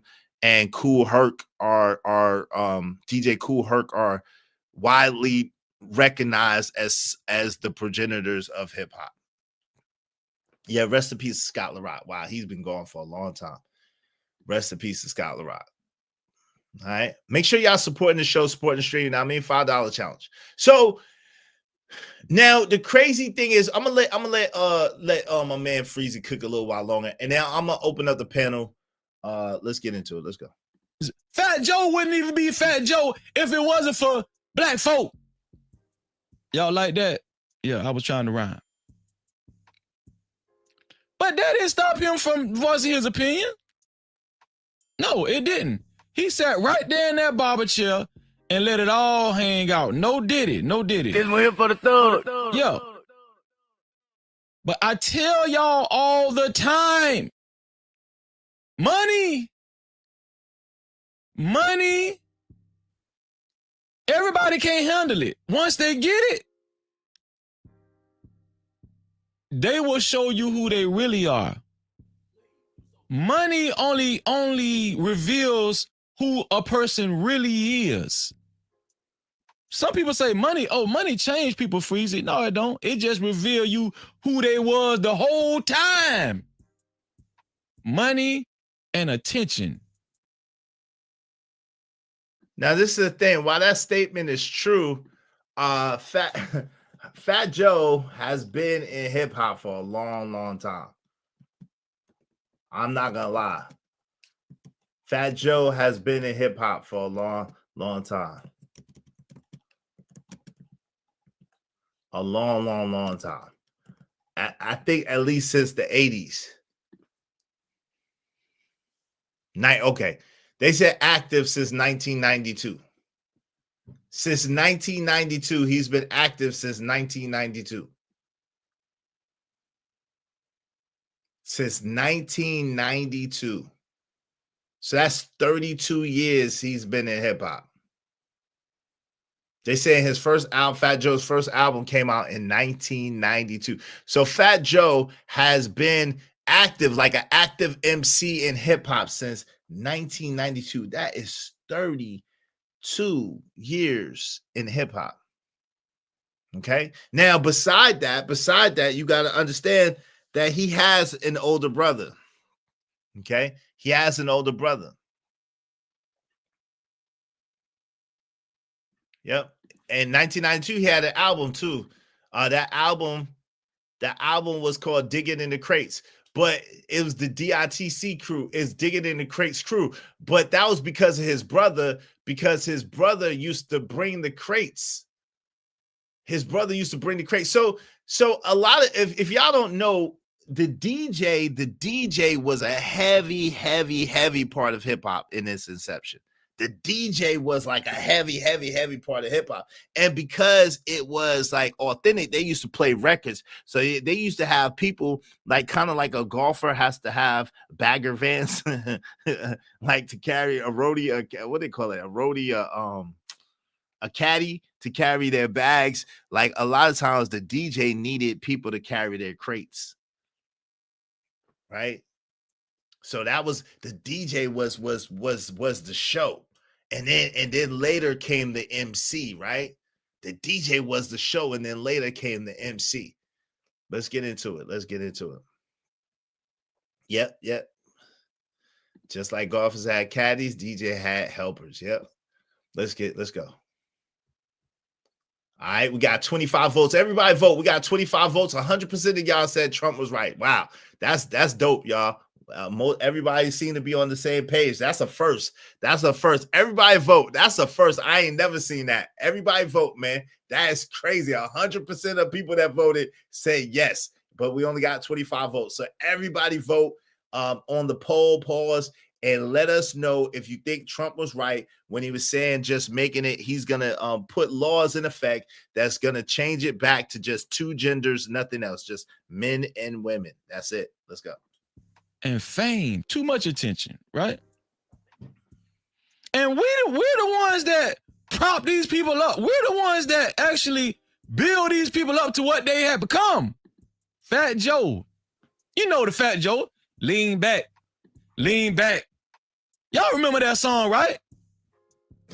Fat Joe is famously known for his relationship in connection to Remy Ma. We talked about Remy Ma on several occasions on this platform. Remy Ma, she been showing her ass, but Remy Ma is not the topic of tonight's show. Shout out to Freezy.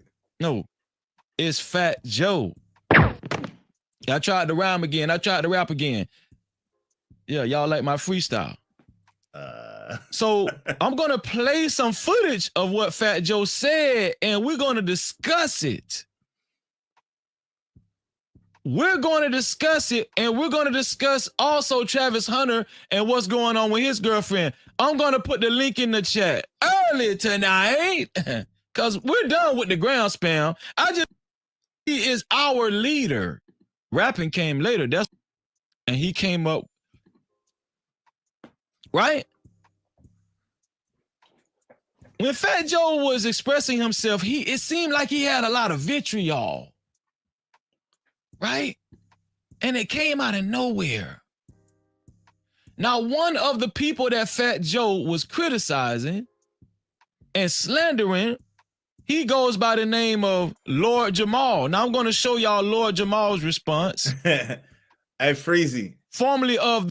Freezy is not Lord Jamal. It's Lord Jamar. It's not Lord Jamal. It's Lord Jamar. All right? Lord Jamar. All right? Shout out to that. So Plain Jane the Baddie has many thoughts. Shout out to you. Welcome back. Hitman Jay said, Fat Joe, fat ass, been eating off FBA for a long time. Yeah, 32 years. 32 years at least that we know about. That's a fact. Hey, for the younger folks, DJs used to have records in the crates. They had their equipment in the crates too. Yes, they did. They had their turntables and their mixers, their scratchers. Yeah, they had those in the crates. That's called in the crates. And the crates are milk crates. If you want to know what the crates are actual milk crates. Those used to be our basketball goals too. If you're from the hood in New York, you know what I'm talking about. Those used to be our basketball goals too. We would cut the bottom out of the crate and we would make it into a hoop so we could play ball. Yeah. Let's get to it. Let's get to it. I ain't lying. All right, we got 32 votes. Everybody vote. We got 32 votes. Let's get it. The brand Nubians. Lord Jamal, in his own right, is a legendary MC. Right? Right along with Grand Poobah and Sadat X. Some of y'all are hip-hop heads, some of y'all ain't. But I'm just letting y'all know how deep Freezy go. Huh? No diddy. This one here for the thug. So there's been this ongoing disagreement and discussion back and forth of who started hip hop, who helped start hip hop. Tariq Nasheed has gone. Ski Mask Citizen, why do you say Lord Jamar is crazy? Why do you say that? Why do you say Lord Jamar is crazy? Why do you say that, Ski Mask Citizen? I'm curious. Why do you say that? Oh, yeah, we use them for hoops here in Detroit too. We use crates for chains and stools too. Yep, absolutely. What's up, man? What's up, Bishop J. Jermaine? No, Lord Jamar was not legendary. Bro, stop capping. Yo, Brand Nubians? Yo, come on, fam. Lord Jamar was part of Brand Nubians. The Brand Nubians was legendary, Bishop J. Jermaine. Come on, brother. Come on, man. Oh, read it slower and not in calligraphy. I Ski Mask Citizen. Hold on. That's hilarious. Listen. He said, Lord Jamal. Oh, it's crazy. I get it now. I get it. I read it slow and not in calligraphy. I got it. Yeah, Jamal. Yeah, his name is Jamar. Jamar, not Jamal. I get it. I get it. I get it. I get it. Shout out to Ski Mask Citizen. Salute. Hey, when you pro black, you crazy, I guess. I don't know. Nah. It's not. That's not what he's saying. He's saying the fact that Freezy keeps calling him Jamal and his name is Jamar. Jamar. His name is Jamar. Lord Jamar, not Lord Jamal. That's what it's talking about. Nah, fam. He and his crew had a spark when they start. Yes, but yo, do you understand how Punk step up to get beat down? What's the other joint? They had like 3 joints that was like, their fashion sense, their flow, their style, and their songs was like the soundtrack to people's lives, man. The Brand Nubians was that, man. I ain't gonna front. Like being in New York at the time, I don't know if you from. I don't know, Bishop J. Jermaine. I don't know if you was in New York in the 80s. When they came out with the Brand Nubians came out, fam, man, the game was over. The Brand Nubians was everything, man. I'm trying to tell you.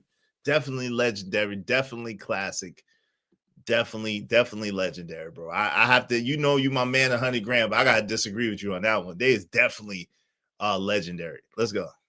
On record saying that let me put Tariq Nasheed's picture up here. Hold on, let me see. I'm sorry, y'all, because I gotta let y'all know who Tariq is. Some of y'all might not know who Tariq is. Let me get a quick picture of Tariq Nasheed. Why they put Tariq from Ghost? Why they put Tariq Nasheed? And that's a zesty picture right there. I don't know about. Okay, it's a good one right here. It's a good one. Okay. This is Tariq Nasheed, y'all. So just to let y'all know, Tariq Nasheed. Man, hold on, man. You understand? Wait, hold on. Remember Slow Down? That's what I am. Slow Down. Come on, man. All for one. Slow Down was the St. Louis Milk. It was. Slow Down. Yeah, shout out to King Flex, a.k.a. Tariq Nasheed. That's a crazy picture, though. Name one. Slow down. Fam, please don't make me start. All right, since you made me do it. I'm not playing with you. You made me do it, J. Jermaine. J. Jermaine made me do it, man. Are you kidding me, bro? Man, are you kidding me, bro? Hold on. Hold up. You're going to make me do it. I got to do it. We only got 32 votes. Come on, fam. We only got 32 votes. Let's get all the votes in. Was Trump right when he said what he said about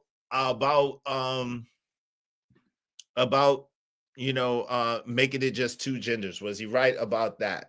Was that legislation right? Let's get into this because y'all are bugging. Do y'all understand? Man, hold on. Let me play something for y'all. Man, oh man. Oh my God, you bugging out.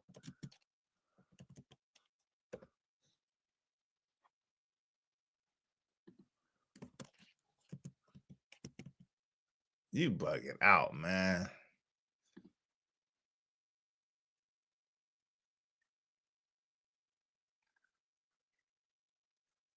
You got, oh man.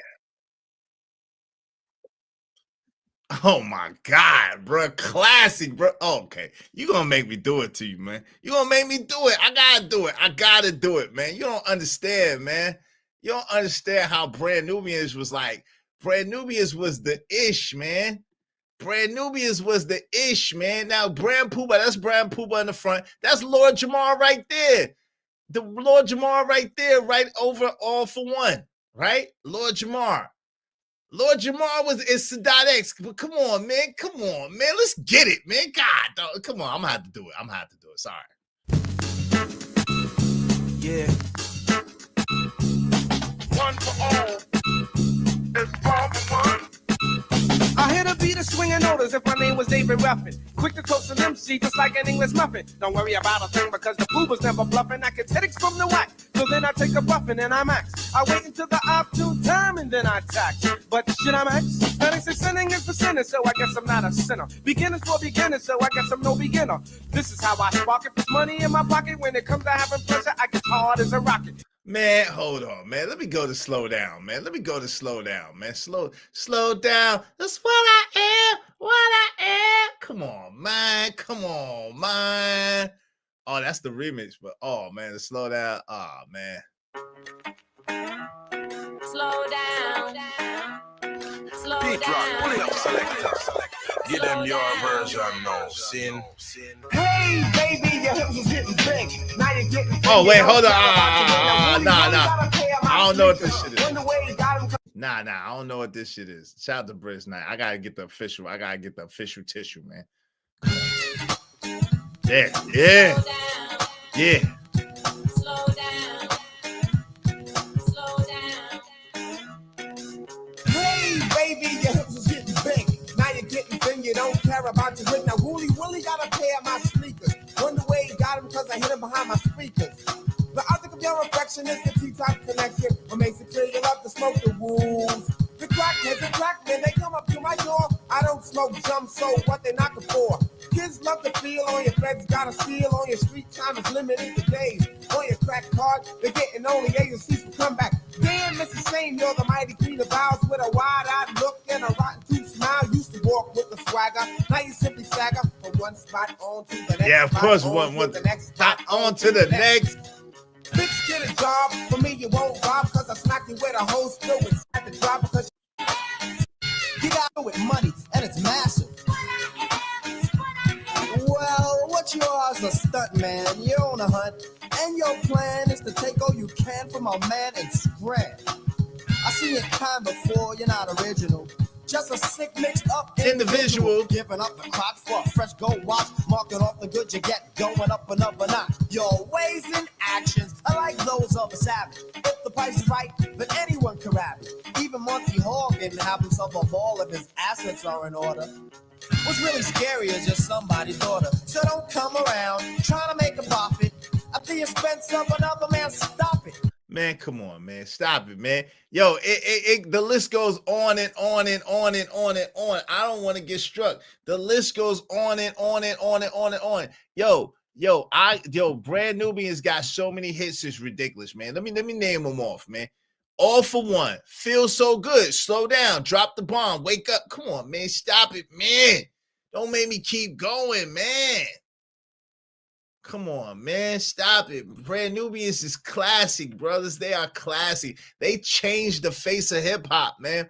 They changed the face of hip-hop. Brand Nubians is the reason why you got like a Tribe Called Quest and De La Soul and all that. Brand Nubians, man. Brand Nubians, man.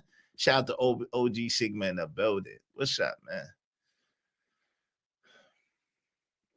Notice there's a reason why Pooba and Sadat X got record deal. Yo, come on, man. You wildin', man. Hey, these days of having Tommy Hilfiger polos and Jabot jeans. Yeah. You was in school in Pittsburgh. Hey, y'all support the show, man. I'm about to open up the panel. Y'all support the show. What's up, Braxton Steak Fiend? What's going on, brother? How you doing? Yeah. He was Derek X back there. Yeah. Shout out to Lord Jamar, man. Let's get to it. Hey, Project Pat, don't save her. She don't want to be saved. Hey man, you know what I'm saying? We got it. Come on, man. OG Sigma, put a little one. I'm gonna need that goes way off what we talking about. I'm gonna need a little something on that one. Hey, Showbiz and AGDITC. Yep. Let's get to it. Let's get to it. Let's go. Let's get to it. All right. Wow. Okay, we got 40 votes. 98% say yeah. All right, we got 41 votes. 98% say yeah. Everybody vote. Was Trump right on the gender? We only got like 1 or 2 people that said no. So let's get to it, y'all. Let's get to it. All right. Let me put this back up and let's go. Shout out to my guy Freezy. But yeah, y'all made me do that to y'all real quick. I had to let y'all know because y'all tripping. Y'all are tripping. You think, come on, man. She bugging out, man. There's a reason why we talk about the 90s the way we do. Let's go. He did a documentary about who started hip hop, and he came out with irrefutable proof on who started hip hop.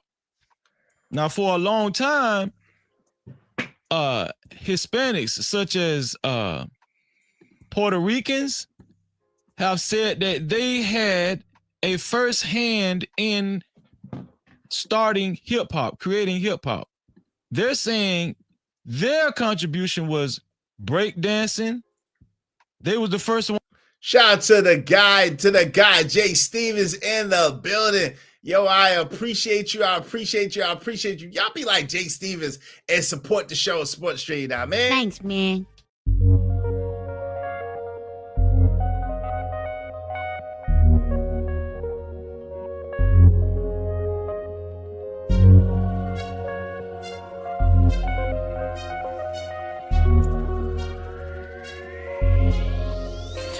It don't matter what the situation, I'm just tryna climb any obstacle a nigga facing. See it through in due time. It's a marathon, you gotta pace it. You can't press rewind, you get left behind. Just grind and the rest be fine.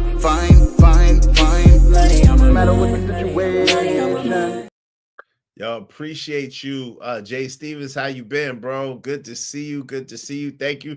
Because of Jay Stevens, we just need 20 people, at least $5 a piece to support the show. I'm about to drop the link in a moment. Y'all go ahead and support the show, support the stream, so it can make sense. Matter of fact, let me go ahead and drop this link now. I'm gonna drop the link, man. Y'all come up. Y'all can talk about this Trump thing. We could talk about this Fat Joe thing. We could talk about this Travis Hunter thing. Whatever y'all want to talk about. Just no doxing, no trigger words, and please no F-bombs because my son is right here. So you know what I'm saying? He already be getting on to me. Say, Dad, you be cursing too much. So if y'all can, please, let's refrain from the F-bombs. You know what I'm saying?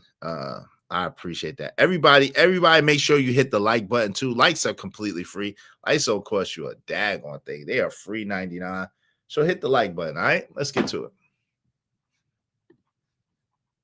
One to break dance, they was the first one to do graffiti. That's what they said. And that was their contribution to hip hop. And they were saying that that's actually the inception of hip hop. The rapping came later. That's what they're saying. Tariq Nasheed came out with a documentary that refuted all of that. Right? Refuted all that theory. And by the end of the live stream, I'm going to get the name of that documentary so y'all can watch it. We'll probably watch it in the Discord this coming Sunday for movie night. Right? But yeah. Fat Joe shot several slugs at Tariq Nasheed, calling him the FBA leader, the foundational Black American leader. He's the leader. He said, Fat Joe was saying that Tariq Nasheed is our leader. Y'all, if y'all, when I play this video, y'all gonna be like, what the hell? What the hell is Fat Joe on? What is Fat Joe on? What is he smoking? Fat Joe was trying to make it seem like Tariq Nasheed is our leader. Right? The foundational Black Americans and stuff. Yeah. Hey, yo, y'all are much more in tune with this than me. Let me ask y'all a question. Didn't Tariq Nasheed come up with FBA? Didn't Tariq Nasheed come up with FBA? I'm not sure. I'm not into all that stuff. I'll be real with you. Shout out to Kish Yardy King. Wave in the back, bro, so I know it's you. All right. I think, yeah. All right, got you. All right, cool. You can cam back down. Hey, what's going on, Kish Yardy? How you doing, bro? What's going on, Izzy Bands? What's going on in chat? What's going on in the show? What's good? He's not y'all's leader, Bishop JJ, man. I don't even identify as none of this stuff. Said the documentary was capped. Soldier Soundrock said children don't see color.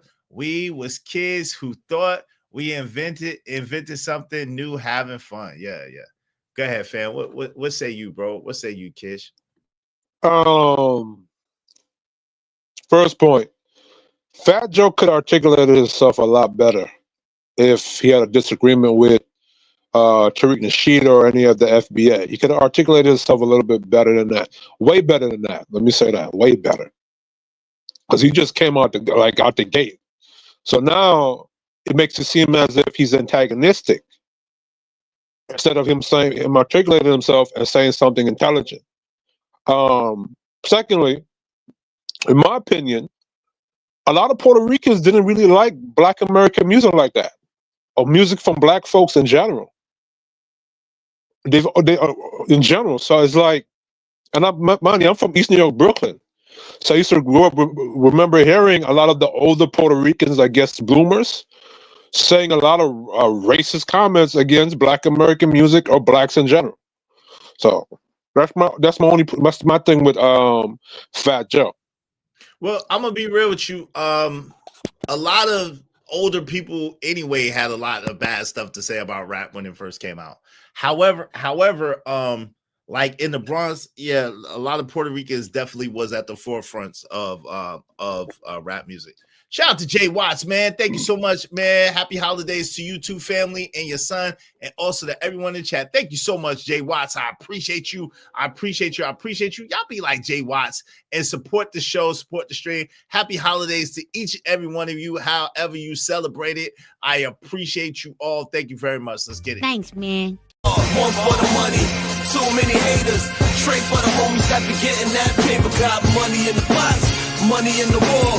Club packed out, everybody on the floor. Got bottles on deck, Patron and Ciroc. Rosé, whole case, by the whole spots. We go hard, we going in. It's no problem. Really appreciate you, family. Thank you. Tariq didn't create FBA. It was Dr. Claude Anderson. Okay, shout out to Dr. Claude Anderson. But Black boomers were dissing. Yeah. That's what I'm saying. A lot of older people were dissing rap music, period. A lot of older people did not like rap music, like, period. But Fat Joe is not older like that. Fat Joe is around the time where hip hop was incepted. That's you know what I'm saying? So he would have definitely been there. Or whatever. Now I could say, if you're saying like Gen X, I could say if you say like Gen X era and like the earlier millennials, you could say as far as them is concerned. But he's a Gen Xer. Well, that's what I'm saying, right? But as a millennial myself, a 92 millennial, I remember growing up in Brooklyn and hearing a lot of the older Puerto Ricans saying a lot of racist stuff against, regardless if they were Jamaican or whatever black there was, version of black there was. They would say a lot of racist stuff against it. Even with even Puerto Ricans, they have reggaeton, which is like a offshoot of dancehall reggae. Mm-hmm. Even with that, so it's even with that genre over there. But I know for a fact that a lot of Puerto Ricans at that time did not like anything black. So. And I used to hear them make comments like racial comments. Well, I ain't never had no racial problems with no Puerto Ricans on my block. I mean, we all was kind of in the same boat. You know what I'm saying? Nobody looked at each other as different from where I'm, my part of Brooklyn. But you know what I'm saying? I wouldn't doubt it because it is like colorism and all different. You know what I'm saying? Ethnicities and backgrounds or whatever the case may be, But see what I'm saying, Izzy Bands, you're Gen X. So when you coming down to the Gen X and the earlier millennials, regardless of what the race was, we kind of got along with each other. more than, let's say, somebody from the Boomer generation. And don't get it twisted. You had a lot of the Black American boomers that didn't like a lot of the younger stuff that black folks was creating. They didn't like hip hop or rap music either. Of course. Yo, shout out to Conscious Moron, said Fat Joe Capping. What's up, fam? How you doing, man? Yo, shout out to Bishop J. Jermaine, said Tariq created FBA once he fell out with ADOS. But they said a lot of people said it was Dr. Claude Anderson. I don't know for sure. I'm familiar with Tariq and Dr. Claude Anderson, but what? Chalk, what are you talking? Chalk, you just talking. You said Gen X. Just talking. Hold on real quick, Kish. You saying Gen X didn't like hip hop? Are you crazy? Gen X did love hip hop because that's what we were born into. What are you talking about? That was our music. Hip hop was the soundtrack to Gen X. Most of us were born in hip hop. What are you talking about? You wilding for that. You wilding. That's boomers you're thinking about. That's not Gen X. Gen X was hip hop and Gen X was born around the same time. Trust and believe that. Yeah, exactly, Bishop. Gen X love hip hop. That's all we know, really, to be real with you. Yeah, everyone called it a fad. Even R&B groups hated hip hop. Yeah, but that's like boomers. But that's not most. Think about it. Really, they coined in hip hop to come out in 1971. That's Gen X. That's Gen X. If anything, Gen X created hip hop. They created hip hop. Right. In 71, the oldest Gen Xer would have been 5 or 6 years old. It's just like, come on, man. What are we talking about? Let's get to it. Oh, that's what I didn't say that. Oh, no, Chalk. I didn't say that. He said, Chalk, he said boomers. I didn't say Gen X hated hip hop. No, we were saying boomers were mad. They called it bippity bop music. They called it noise. They called it noise. They would say, yo, that bippity bop noise music. That's what they call it. They was like, that's not real music because they didn't use any instruments and stuff. They was like, they always sampling our stuff. That's not real music. It ain't gonna last. That bippity bop hip. Turn that noise off. That's what a lot of boomers used to say. That was boomers. That was not Gen Xers though. If I said that, that was a misspeak. Yeah, they ski masks. They called it bippity bop music. Yeah, they did. They call that bippity bop. That loud. That's some noise. That's some noise. A whole bunch of noise. Turn that off. That ain't real music. That's what they used to say. Mm-hmm. That ain't gonna last. That ain't real music. What's funny is that a lot of the boomers that had record labels, they made a lot of money off of hip hop, though. If you go listen to KRS-One. I was watching a couple of his clips on TikTok. He was talking about how a lot of the older boomers ripped off him and a lot of the other Gen X hip hop artists on the label. Oh yeah. Oh yeah. Let's get back to it for fast. Let's get back to it. All right. Let's see what he talking about. Let's get it. Yeah, free. I didn't even know I was a foundational black. Y'all. These terms and stuff is, I get the foundational part, the ones that actually came from a lineage of slavery, right? Even though your boy Freezy understand that his history stemmed way before that. But just to patronize the conversation, I understand what Tariq Nasheed was saying. But without further ado, I'm going to show you guys the video of Fat Joe, y'all. I'm gonna tell y'all, it was very disappointing. I ain't really never liked Fat Joe like that. I always thought he was funny by the way he talked, right? By the way he talked. And you can tell, one thing I will say, a lot of people adopted Fat Joe's dialect, like DJ Khaled, Rick Ross, all of these guys, they kind of talk like Fat Joe was the first one that actually I ever heard actually talk like, that boss talk. He talked like, I think, it's kind of like the boss talk, right? Yeah, but you understand what I'm saying. Shout out to the homie Freezy. I never really been fond of Fat Joe. Fat Joe he launched a damn a podcast on YouTube. I'm gonna skip it. And speaking his mind. Is this the end of Fat Joe? Is this the end of Fat Joe? People are saying black folk, foundational black Americans need to boycott Fat Joe. People are saying they need to stop supporting Fat Joe. People are saying we need to stop buying Fat Joe's music, stop streaming his music, and so on and so forth. Yeah. Shout out to you, dog. Fair use, fair use, fair use. Here we go. I'm just keeping it a buck, and that shit is to attack everybody on Twitter. You see this nigga who run them? Like, you know, your leader. Oh man, you seen this nigga who run them? Your leader. He I ain't said gonna your lie, leader. So he's a black racist. This is what Fat Joe is saying. Now, Fat Joe, people are saying we need to. Go ahead. What are you saying, man? I'm sorry. I ain't gonna lie. When Fat Joe be saying nigga like that, it kind of triggered me a bit. I ain't gonna lie. Yeah. Now it does for me too a little bit. I ain't gonna lie. I ain't gonna hold you. Cause what he identify as, we're gonna get into that. I didn't know that he identified as you know what I'm saying, a certain thing. So that's kind of triggering for me too. A certain thing? What does he identify as? He identifies as white. Hey, happy holidays to you too. Easy. What's up, family? Happy holidays. Good to see you, fam. Yeah, he identifies as white. I didn't know that he identified as white. So yeah, that definitely is bothersome to me. I didn't know that. Let's get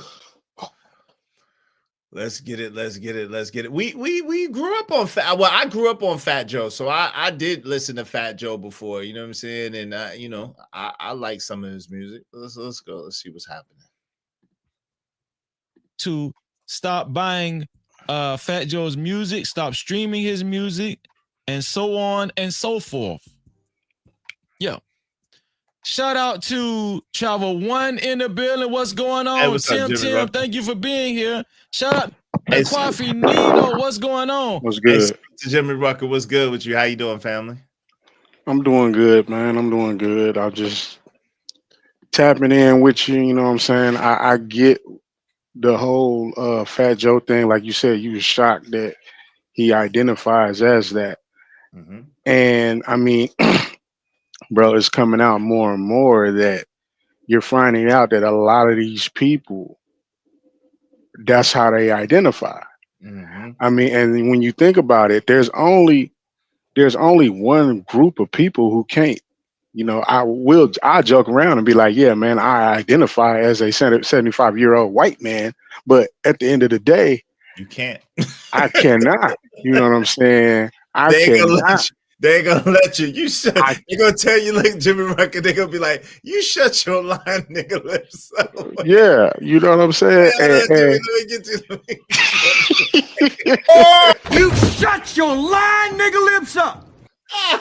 You try to identify as them. I'm like, hold on. You shut your lying nigga lips up.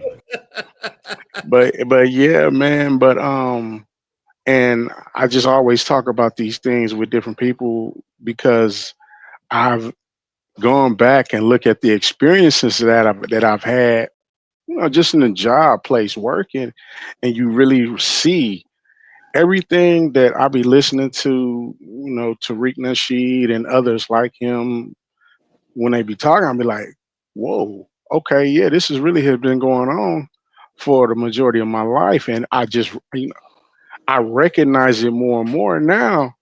And yeah, like the Fat Joe thing, it doesn't shock me. That's the thing. It doesn't shock me. I'm just, you know, I guess, and I tell my wife this all the time, I guess I'm always the guy that's looking at the glass half empty, I guess they say. But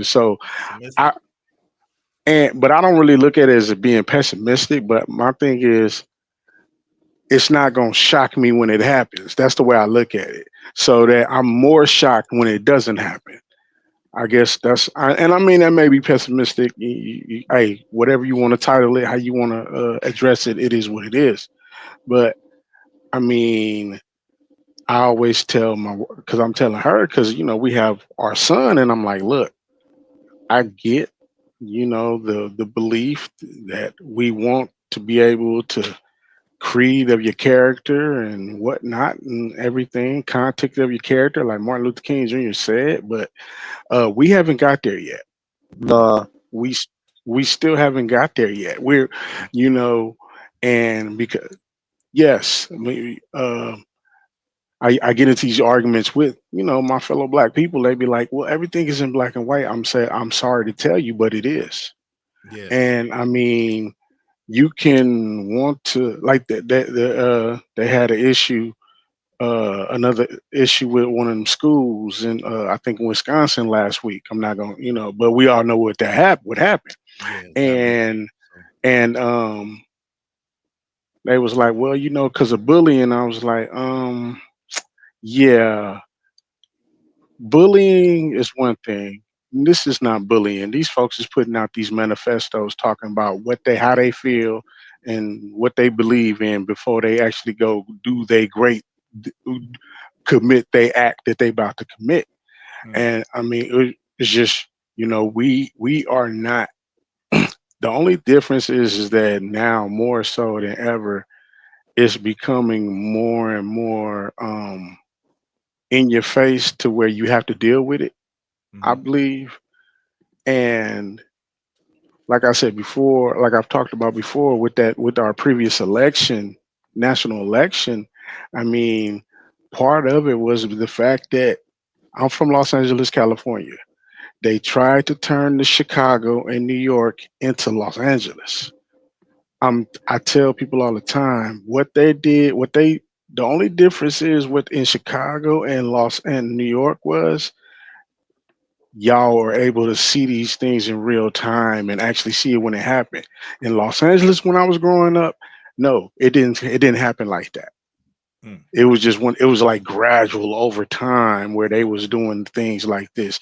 And then I live in Houston, Texas now, and like my mother-in-law, she talks about the fact that, yeah, back in the day, everybody that cut grass was, you know what I'm saying, a black man. You know what I'm saying? And we make the jokes now that we trying to move into the communities where you can only get in if you got a trailer strapped to your back with lawn equipment. You know what I'm saying? So yeah, the Fat Joe thing, like I said, it doesn't shock me. And I mean, so you have a lot of them out there that, that believe that, feel that, because they come from wherever they come from, even if they're born here, but their lineage is from, places in the Caribbeans and in the Caribbean and wherever, where they have different, they put it as the class. They'll try to say the caste system or class system or whatnot, but it's still caste system. The caste system, but it's still based on skin color. Right, but let me say this. So let me jump in there. That's a good point for me to jump in. So a lot of us don't understand, and Blanco was trying to explain this one time. Shout out to Bobby Blanco. It's a difference between nationality and ethnicity, right? Yeah. So even if you're Puerto Rican, if you're a light-skinned Puerto Rican, like for example, I dated a girl before, right? She was Puerto Rican, but her parents were all dark. All her family members were dark-skinned Puerto Ricans. So they used to tease her and call her white because she was a light-skinned Puerto Rican girl. And so it goes both ways. But the truth of the matter is, if you are darker skinned, then they continue to call you Afro Latina. If you are or Taino, or if you're a lighter skin, they'll call you that you could be classified as white. And so that's what Fat Joe was classifying as white. So let me. Okay. I'm gonna explain how it is with Jamaica, right? In Jamaica, it's a caste system too. And in Jamaica, a lot of your skin is the more privileges you get or the better treatment you get. So they have the whole quadroon, mulatto, all that stuff going on in Jamaica. So it's like the darker you are, like you're considered as on the bottom of the totem pole. The lighter you are, the better treatment you get. So it's like it's a caste system over there, like you said. And with that now, if with Jamaicans now, they put their nationality first before they put their race. And the reason being is now, when they call yourself black over there, It's like you take away your what you call your rights away from you. And that's when you call yourself a nationality now. It's like you're giving yourself your lineage and your rights to whatever land or property you have over there. Right. So that's what the it crazy is. thing is, it's really like that here too, but a lot of people don't know it. Yo, shout out to Jay Watts. When you call yourself black over here, you do the same thing. Jay Watts said, I still listen to Big Pun albums today, but Fat Joe, nah. Shout out to that. I like that Don Cartagena album. I ain't gonna front, especially that joint. But anyway, Bishop J. Jermaine said, it's funny how Tariq and his followers can question anyone who disagrees with FBA logic, yet you cannot question Tariq about his questionable background and not be called a tether.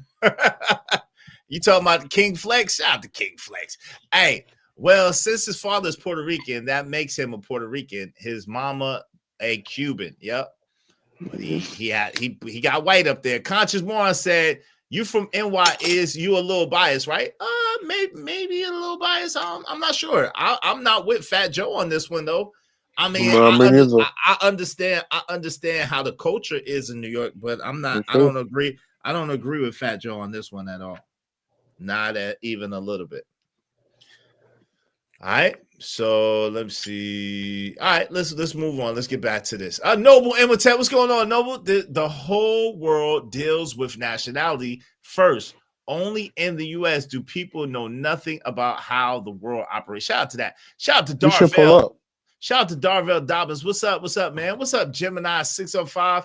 The same goes for Cubans. Okay, cool.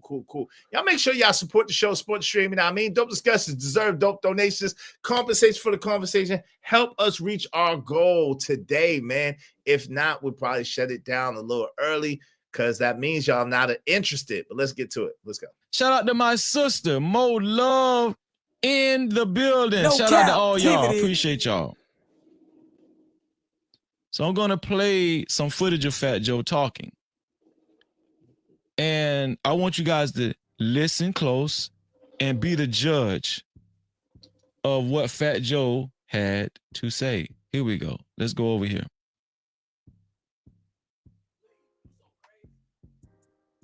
There we go. Let me blow it up.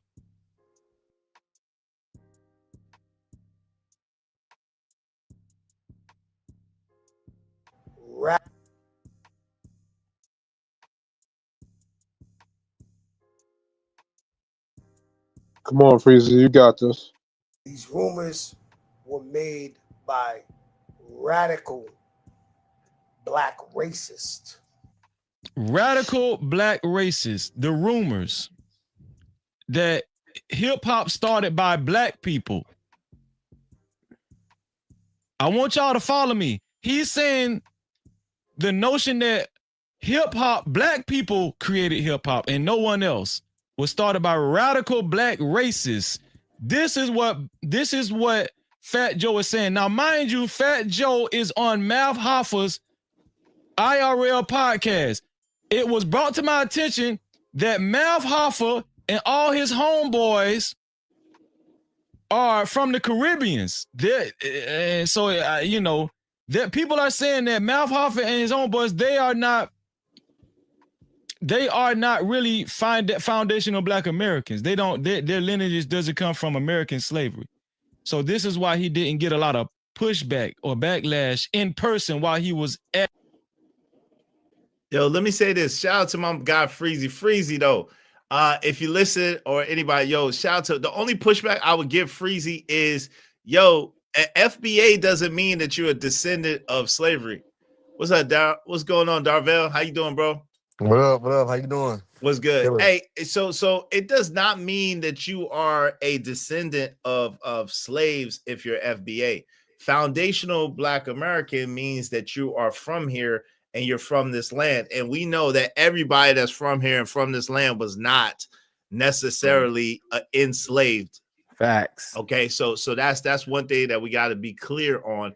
Again, they kind of trick us. They don't tell us it, but they kind of trick us into believing it was a little bigger than it was, when it was really kind of on the lower East Coast of America.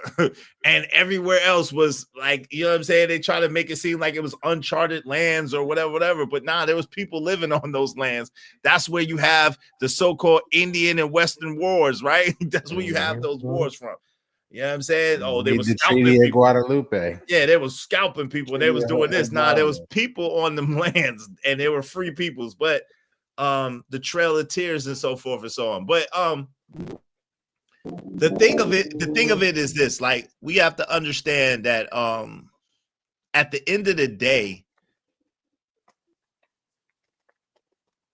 the point is that I do agree with Freezy when he says that, listen, there are a lot of people that negate or dismiss the experience that melanated people have in America, that come from America, were born and raised in America, and their family from America.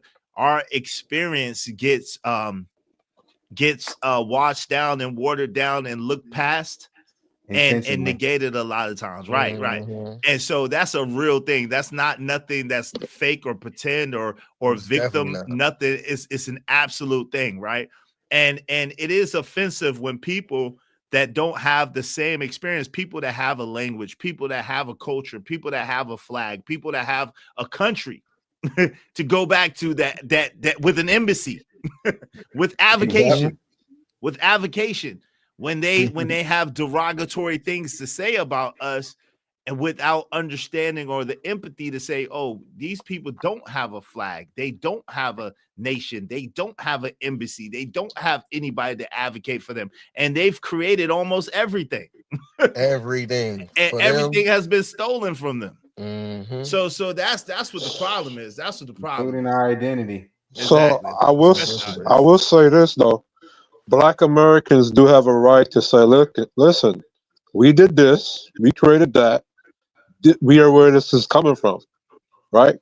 Just like a Jamaican has a right to say that, or any nationality of people have a right to say that. Black Americans have the right to say, okay, hip hop, this is our stuff, this is where it started. So, if Fat Joe, he should have a conversation with Tariq Nasheed if he has an issue with that. Instead of going on Matt Hotter's show and, saying crazy shit. He could articulate himself way better than what he's doing right now.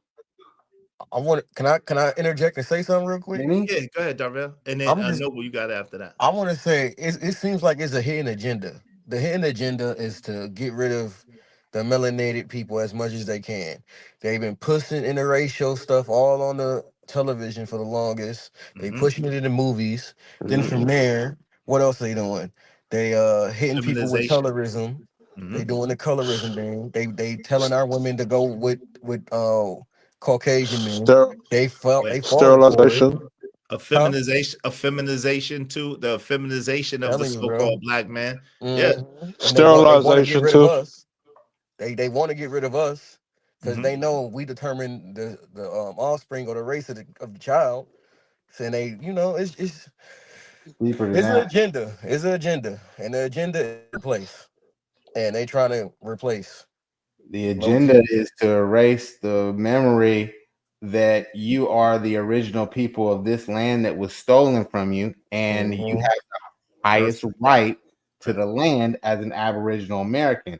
But if they've convinced you that they brought your ancestors over from Africa, then you'll never know to make the claim to what's rightfully yours. And that's what they've done to all of this melanated people or the FBAs here, because they mistakenly believe that their ancestors were brought over on ships, and they're not the Aboriginal people of the land when in fact they are. That's a fact. That's a fact. Shout out to my guy JT, What We Know Podcast, ADOS, American Descendants of Slavery. Yeah, we talking about FBA, those foundational Black Americans. Yeah, let's get to so many different identities, bro. I don't know. I don't like it, but you know what I'm saying. I don't like all that stuff. I think, but like Noble talks about a lot of time, you got to try the best you can to find your tribe, and if you can't find your tribe, at least identify that, understand where you come from, meaning here, and create your tribe. You know what I'm saying? Align. You better create one. Let's go. At the podcast in real time, right? Let's just say that. Okay. It's a group of these guys that don't want to hear Jamaican, don't want to hear Guyanese, they don't want to hear a black guy that ain't down with them. Right. Right? So their job is to criticize anybody who don't look like them or who ain't Black American. Who are these guys? You want me to say a name? We're gonna give them too much clout. I mean, the FBA, Foundational Black. Okay, do you guys know who FBA is? FBA is any black person whose lineage stems from American slavery, from chattel slavery in the United States of America. Fat Joe. Is that what I'm not like, I'll be honest, man. I don't get, I was more down with King Flex. I was more down with Tariq when he was King Flex. I don't get into all that. And I like Tariq. I don't have nothing against Tariq Nasheed. But I just don't get into all of that divisive stuff. So is one of their talking points of FBA, you have to be a descendant of a slave in order to be FBA? Not so much that. Again, Tariq Nasheed's point is that, or his stance is that all melanated people from America are descendant of slaves. That all of us were slaves. But I've always said that descendants of slaves. But I've always said that Tariq Nasheed is an agent because I've seen the Hidden Color series, right? Right, and you can't come across all that information and leave out huge portions that are that would put monkey wrenches in the story that we've been told. He told just enough to not break the common narrative. And I know he knows more than that because I've seen him confronted by brothers like Asir the Duke of Tears and had him walk away. I've seen him walk away from Taj. I've seen him walk away from all of these other scholars that would crush him in a debate. He's stayed away from Sabir Bey. Yep. He just avoids him like the plague because true scholars will break down the propaganda that he's pushing that is divisive. Just like you said, is Sabir Bey stay calling him out. He do a live show almost every day. Sabir Bey. Umar's an agent. There's a lot of agents within our community that want to continue to keep us under a veil. They don't want us to actually wake up. They don't want us to know who we are as a people. And they get paid to do that. That's crazy. Let's get it. I don't know about it, but let's get it. Let's go. Is going all the way out and speaking his mind against foundational Black Americans and the so-called leaders of foundational Black America. Foundational Black Authority, whoever the fuck these broke niggas is. Damn. Also, he's been criticized for saying the N-word numerous of times, not just in this video, but now people are bringing to the forefront and to the light that this is a norm for Fat Joe. Right? This is a norm for Fat Joe. People are speaking out. But we're going to talk about Fat Joe's ethnicity as well. Matter of fact, I might as well tell y'all, Fat Joe is not black at all. It's come to my attention that Fat Joe is part Cuban and part Puerto Rican. He's part Puerto Rican and part Cuban, if I'm not mistaken. There's more dark-skinned dark-skinned Cubans than anything. Fat Joe is not black. Fat Joe is not black. Hey, go ahead. Y'all got it. My fault. No, I would just I want to just interject. I I got love for Freezy and he knows this, but I know we say black because it's the common thing to say, so people know who the hell we talking about. Right. But just to say and try to defend that somebody is not something that is actually not the worst thing that you can identify as, So it's frustrating. I get where Freezy's frustration is, and I get where so many people are having a point of contention with Fat Joe, but and he's wrong. I don't agree with Fat Joe, but I mean it's a bunch of people who don't know anything get mad at each other for not knowing anything. Yeah, or little have pieces of information. Yeah. But the truth is, so the crazy thing is, and this is kind of part of a bigger conversation, right? That we probably have to have. But I'm thinking about Hidden Colors, right? And who Tariq had in Hidden Colors, the ones that I've seen. Was it brother James Smallwood? Is James Smallwood, Dr. John Henrik Clark, brother Phil Valentine, Dr. Francis Cresswell Singh. I studied all of those people. Right. I got you. All of their works too. Hold on real quick. Go ahead. Hold on real quick. So what I'm saying is that even he has some of the works of Dr. Ben Yakinun. He has some excerpts from Ivan Van Sertima, but he didn't go deep into Ivan Van Sertima's. I give you that. He has some excerpts from Sheikh Anka Alta Diop, right? But the thing that I'm saying is that these are scholars that have told the story or are renowned especially in our communities as being brothers of scholarship. He even had Umar Johnson in there at one point, you know what I'm saying? Until he didn't. But these brothers were renowned and supposed to be brothers and sisters of scholarship. So yeah,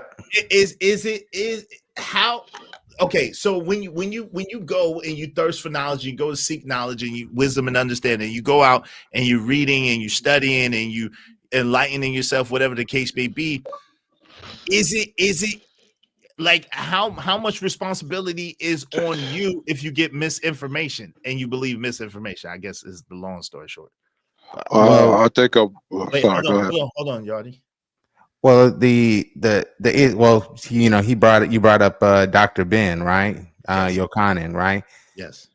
If you studied his works, you'll find and look into them, you find out that he's one of the few people ever to have a doctorate of in Moorish science from the University of Barcelona in Spain.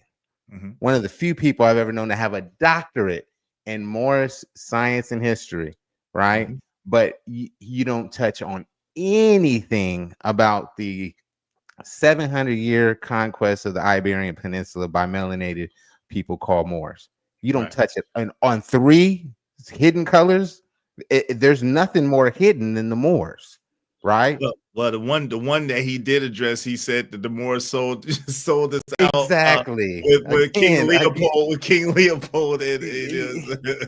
And that's completely false. So I mean, like I said, all the scholars who have watched his works have all had criticism of his intentions with putting out that work.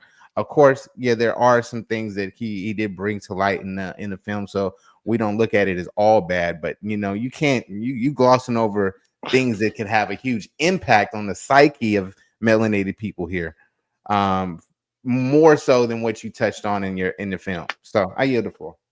Yeah, what say you? I'd say it's the responsibility on the person, because you were supposed to do your due diligence and research the information that you got and look it up for yourself and then put it out there.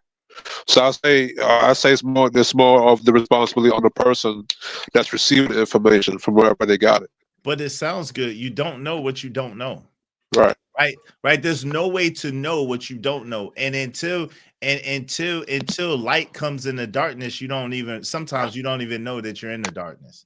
Sometimes you believe that you're receiving light, and sometimes you believe you're receiving light, you believe you're receiving something that's good, and you believe it in it, right? Because it sounds good, but you're getting tricknology. Have you heard?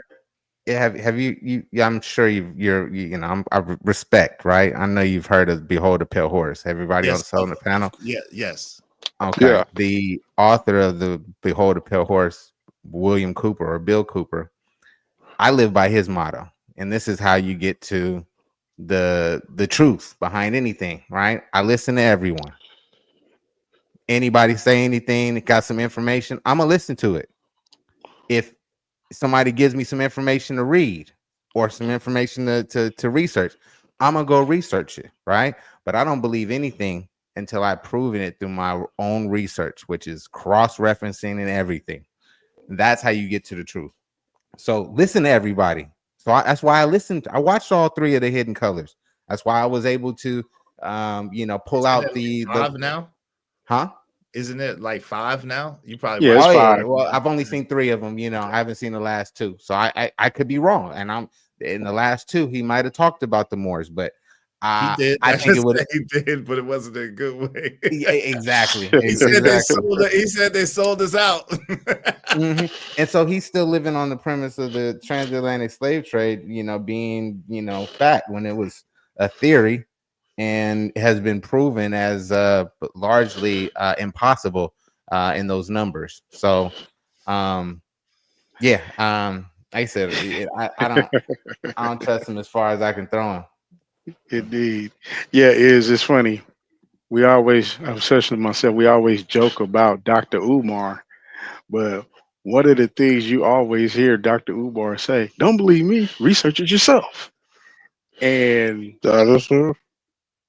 so I remember I heard Uncle Jeff say one day, like, you're not gonna throw the baby out with the bathwater. Like, you take something, like y'all take some of this information and, like the brother just said, cross-reference it, because hey, I'll be honest, there's a lot of stuff that I'm gonna mute you, Yachty, real quick. Go there's a lot of stuff, man, that's out there that, I just learned about Dr. Claude Anderson a few years ago through another person on YouTube that I was watching.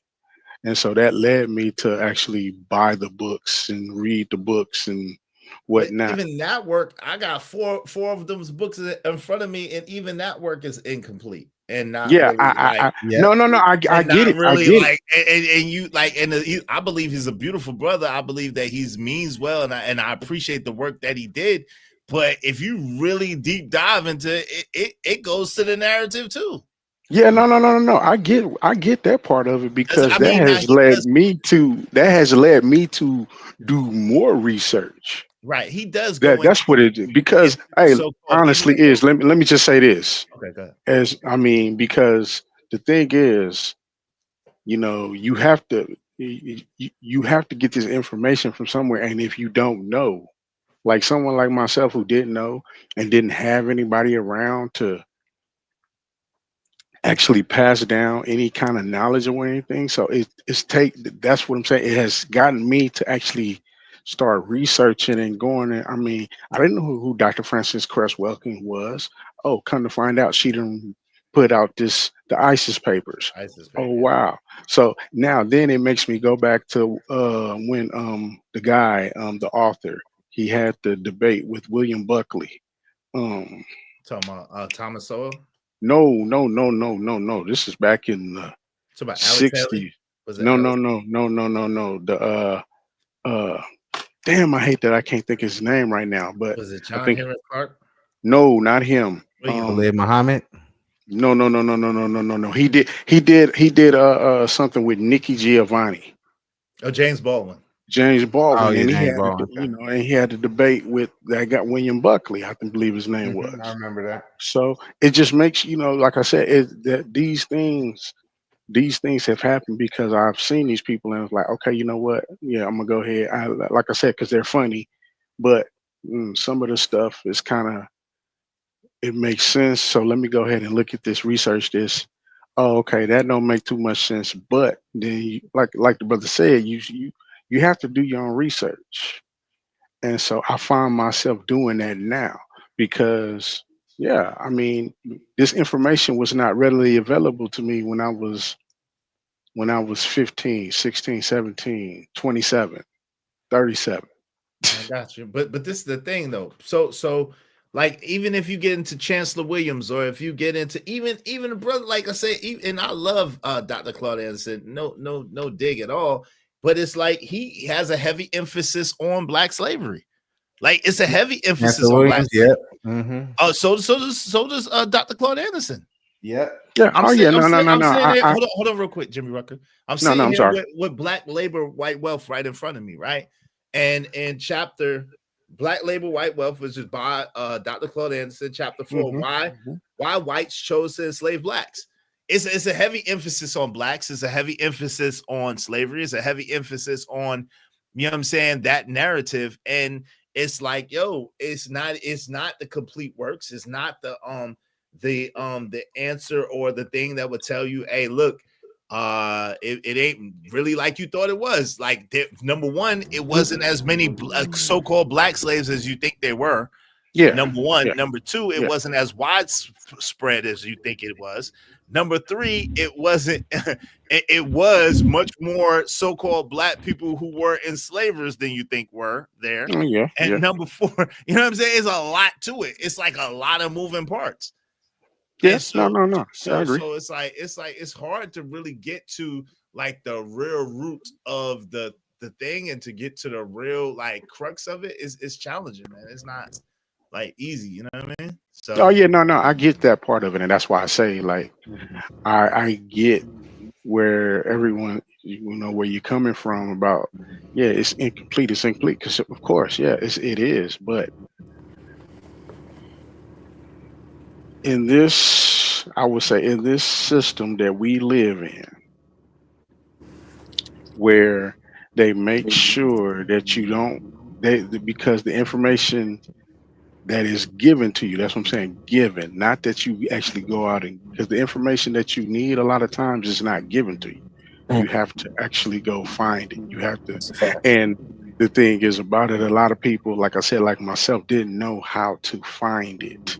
And you know what I'm saying, because you hear that, okay, Roots was a big deal, or Roots was a big deal, but then you hear that, okay, this wasn't real, this was, or the Willie but Lynch letter, yeah, was yeah, a big yeah, deal, but then they're saying that, it's Not not all, necessarily yeah, authentic. yeah, not authentic at all. That's it's got not 1970s lingo all through it. yeah. So I mean, that's why I say I go back to, I'm basically cross-referencing information that I get from these people with other information and my experiences. That's really what that's really how I'm using all the information, and So I'm let me ask you a cross-referencing. question, right? So what specific books have you cross-referenced? Let's just say Black Labor, White Wealth. What book have you cross-referenced with that to get some more enlightened information? Oh no, I can't even tell you books, because like I said, I'm Okay. still, yeah, I'm literally just now finding this stuff out and trying to find these books. I'm just I got learned about Neely Fuller and as for, like, for Nilly Fuller Jr. I got you. Yo, yeah. Yardy, what books are you familiar with Dr. Claude Anderson's book, Powernomics or Black Labor, White Wealth?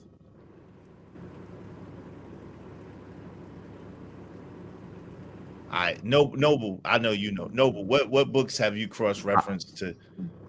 I'm familiar with Powernomics, so I've thumbed through it. I haven't read it cover to cover, but the group economics portion is what I largely agree with Dr. Anderson.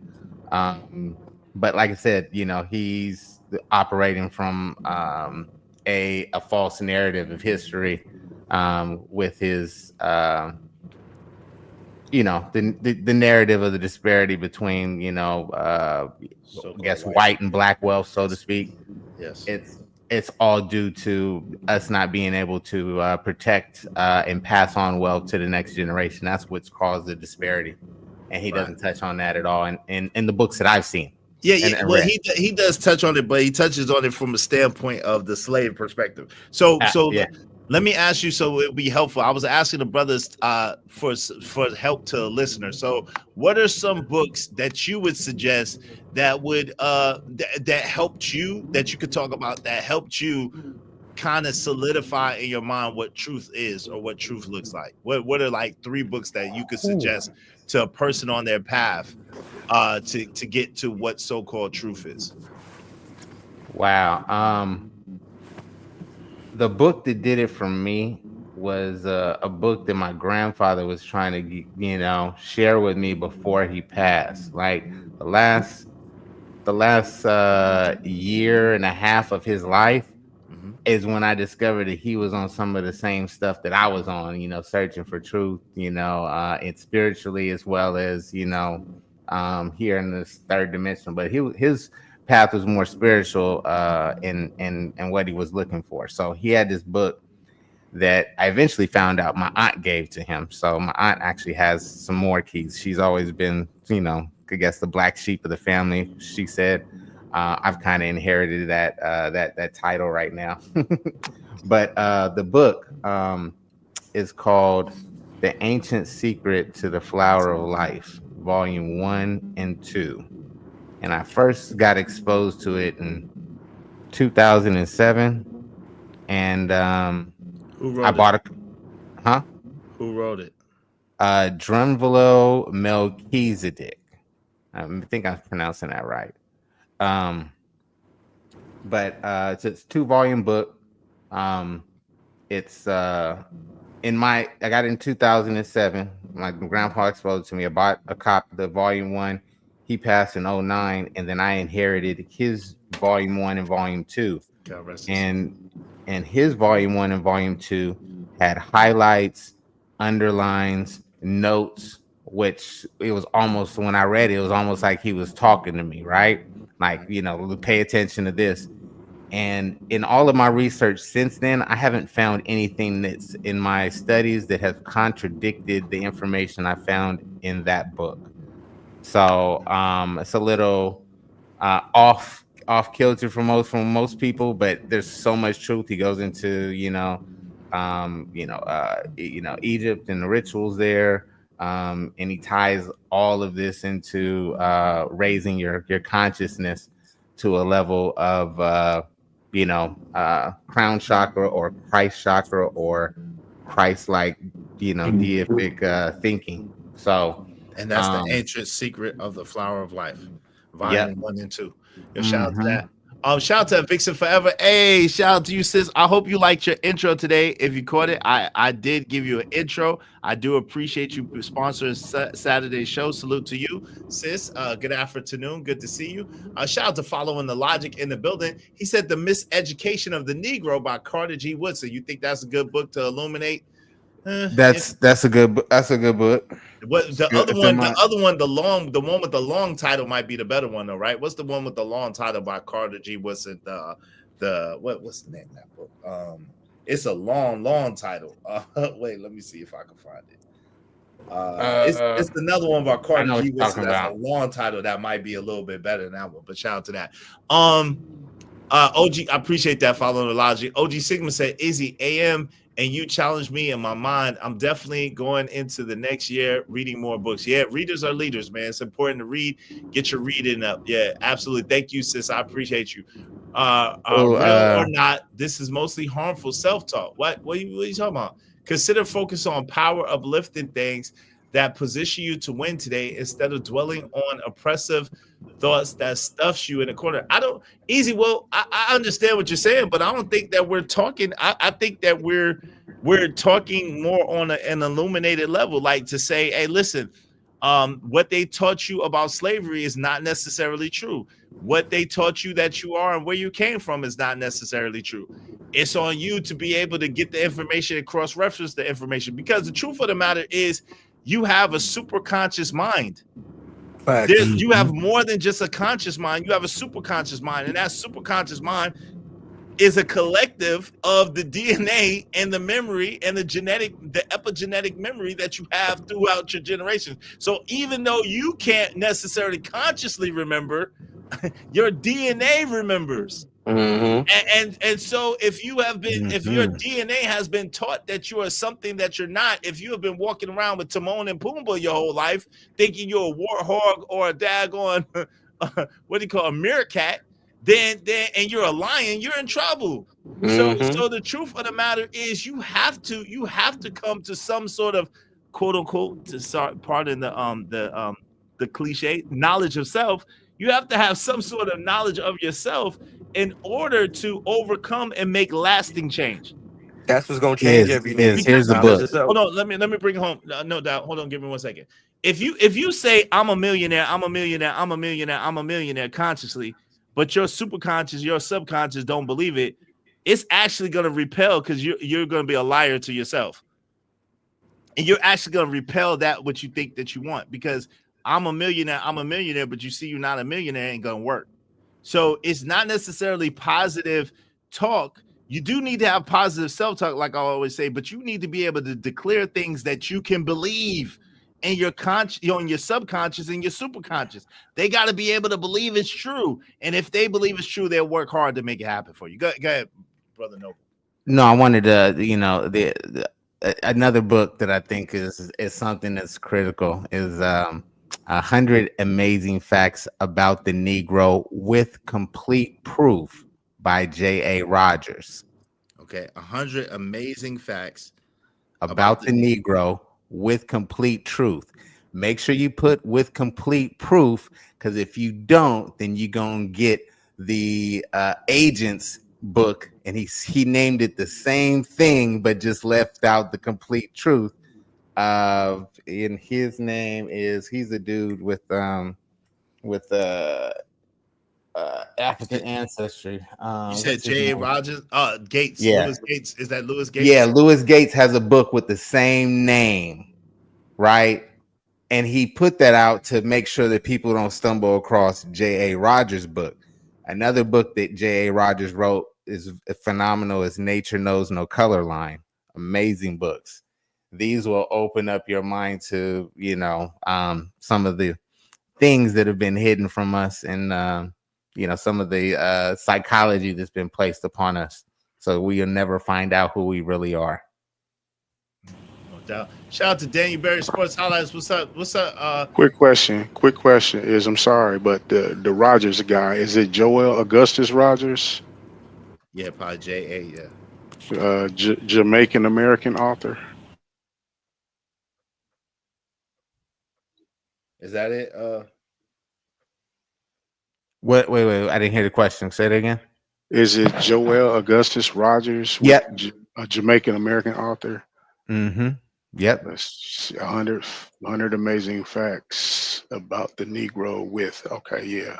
Mm-hmm.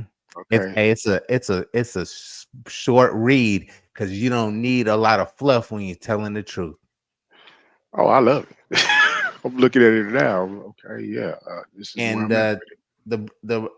who is it? What We Know podcast mentioned the Negro slave owners of 1830. 4,500 of them when you actually look at the census records.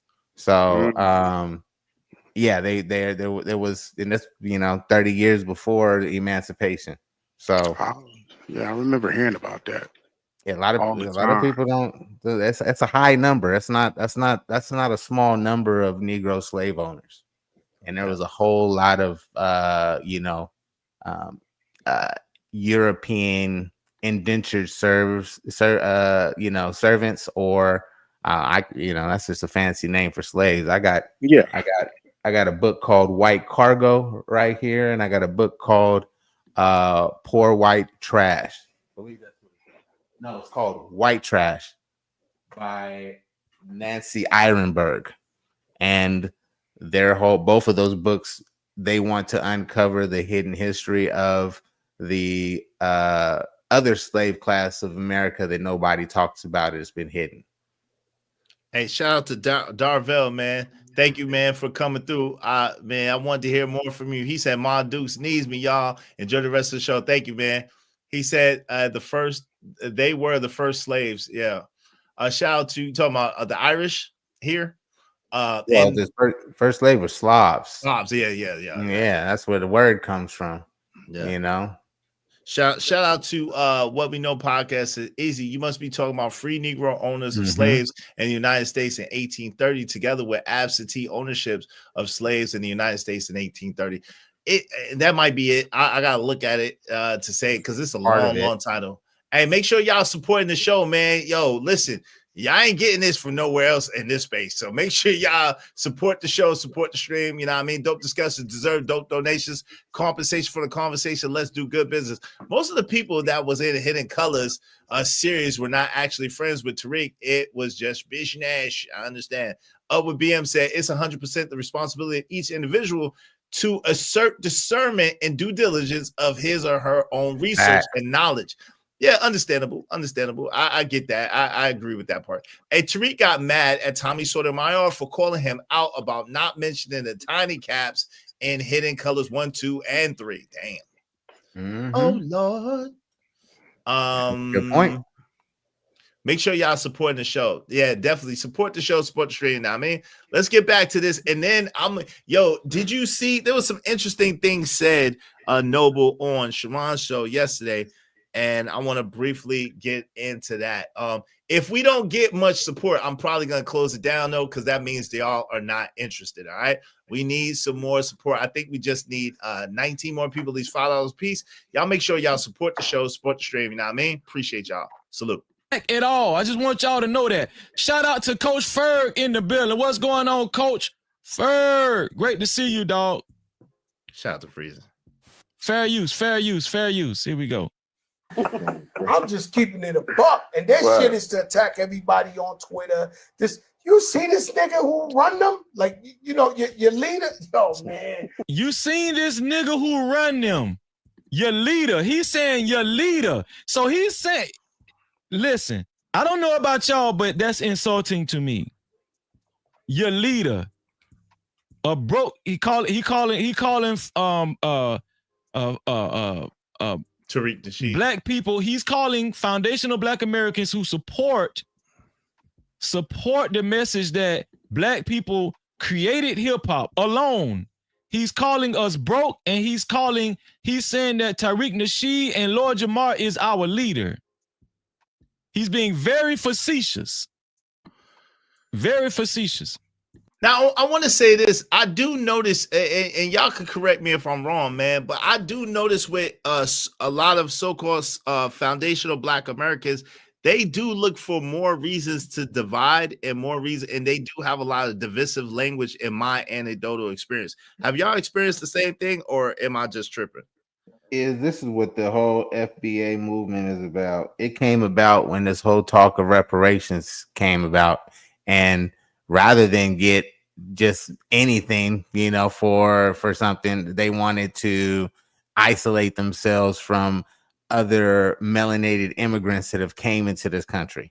So this whole separatist movement came about for that very purpose, even though 99% of Negroes here don't even understand what reparations are, who they apply to, and how they are rendered. Right. How you gonna get? Well, if you don't have no flag and no embassy, forget it. Basically, when did the tiny caps get theirs? They didn't get it until after the Balfour Agreement, right? Mm-hmm. And after they got Palestine, that place over there. My bad. Yeah. But yeah, that's when they got theirs, and we can't fundamentally get that through our thick skull. Facts, yeah, and that's the thing. Yeah, with no nation, you ain't getting no reparations, because who they gonna give it to? I know that rhymed. You don't have no figment of your imagination. No reparations. Now, Izzy, let me say this. Black. They're not gonna pay black. I'm just gonna let y'all know they're not gonna pay black. Go ahead. Yeah, I get you on that one. Let me say this. I will say this. Now, I understand where because they talk about is delineation. Mm-hmm. I remember I was in high school. Like I said, I was in Los Angeles, and there was this kid. I was like, "Man, you black?" And I was like, "You black, right?" He was like, "No." I was like, "Okay, you not?" He was like, "No, I'm Belizean." Yeah, he's from Belize. Mm-hmm. And see, I get that, and like I said, I get it, because hey, you're from Belize and you're Belizean. It goes back to what I said earlier. What we live in is that it don't matter over here, because they still the system that we living under is they using that color of you. And so I understand that, and I understand both sides of it, because my thing, because it's like, hey, I'm Belizean, I'm Jamaican, I'm Ghanaian, I'm Nigerian. Right. And guess what? Cool. Guess what, Jimmy Rucker? That's not about color, because all of them people are the same colors and hues as us. It's not No, about no, color. It's no, about no, no, hold on real quick. It's about nationality, and that's what's important. Mhm. It's about no. the nationality. Yeah, no. I get that, but see, the thing is, because this is where my understanding comes from, or part of my understanding is from what I done seen and what I done dealt with. They are these things. They are their nationalities and whatnot, when they want to make sure they are not seen as a basically aligned with a Black American when it comes to being dealt with by the powers that shouldn't be, as far as, yeah, white supremacy. Yeah, when everything is okay, when they feel like, hey, when everything is going good, I'm this. But when everything is going bad, let when somebody get hemmed up by the police or something, oh, wait a minute, I'm Black now. No, but this is So the thing. This is the thing, though. Let me go after you. Yeah. This is I understand what you're saying, Jimmy, right? And you're not totally wrong in the social aspect of what you're saying, right? However, the truth is, like Poppy Blanco is a good example. Shout out to Poppy Blanco. He wears that he's a Colombian on his back. Now he says he identifies with us because he's a dark skinned Colombian. So he identifies as us, but he understands that he has a language, he has a nation, and he's Colombian. So with that, there's all kinds of rules, treaties, rights as a Colombian. You see what I'm saying? And so the thing of it is that we have been tricked, and we have been programmed and socialized to basically work against ourselves and our own best interest. So I understand the argument that you're making, but that's not really the argument that I'm talking about right now. We're going to get to that argument a little bit later.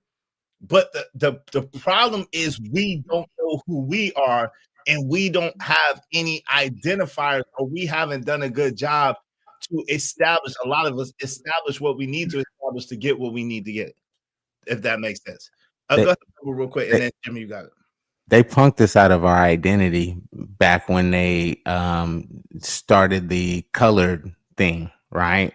They outlawed us from identifying as Indian and with our tribes, right? And said that if you didn't identify as colored, then we would string you up. And so out of fear of the safety of their children, these mothers would teach their children that they were something that they are not. And generations later, we've had our identity change 5 times. Okay. So it's everybody else that immigrates to this country.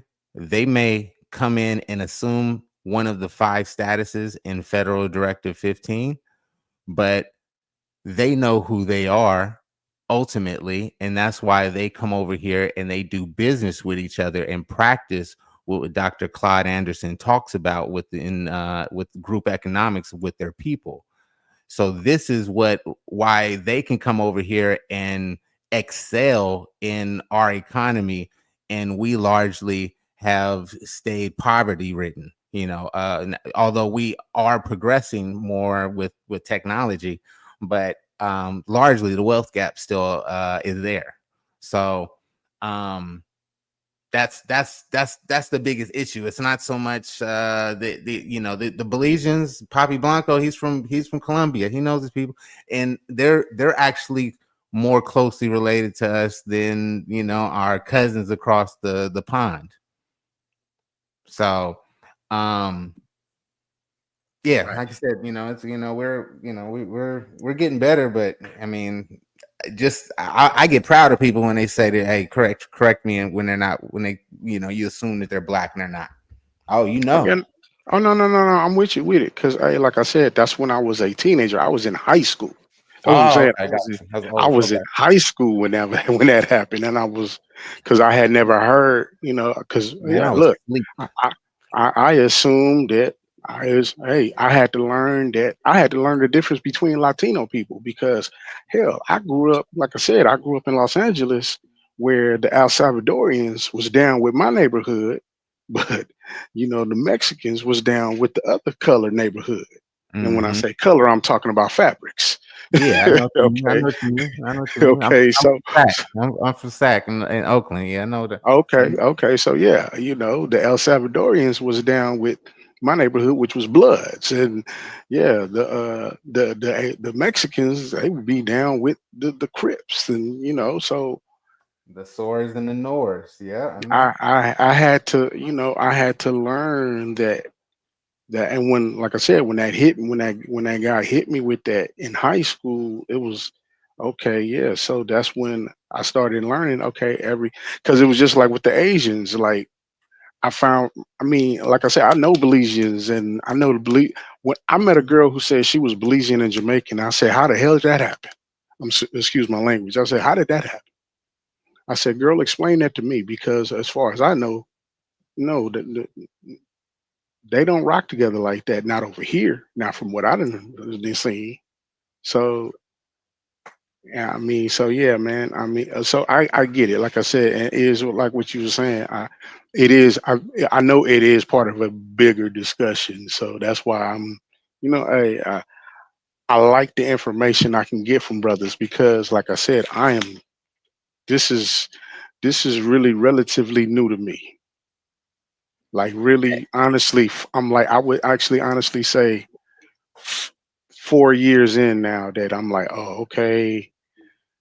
Actually, like I said, I'm hearing about these authors and whatnot, and like the brother just said, I'm sitting up at work. I pulled it up just so I could see the book, and so because I want to make sure my son has this for himself, and he's not 45, 43, and he's not in his 40s learning this.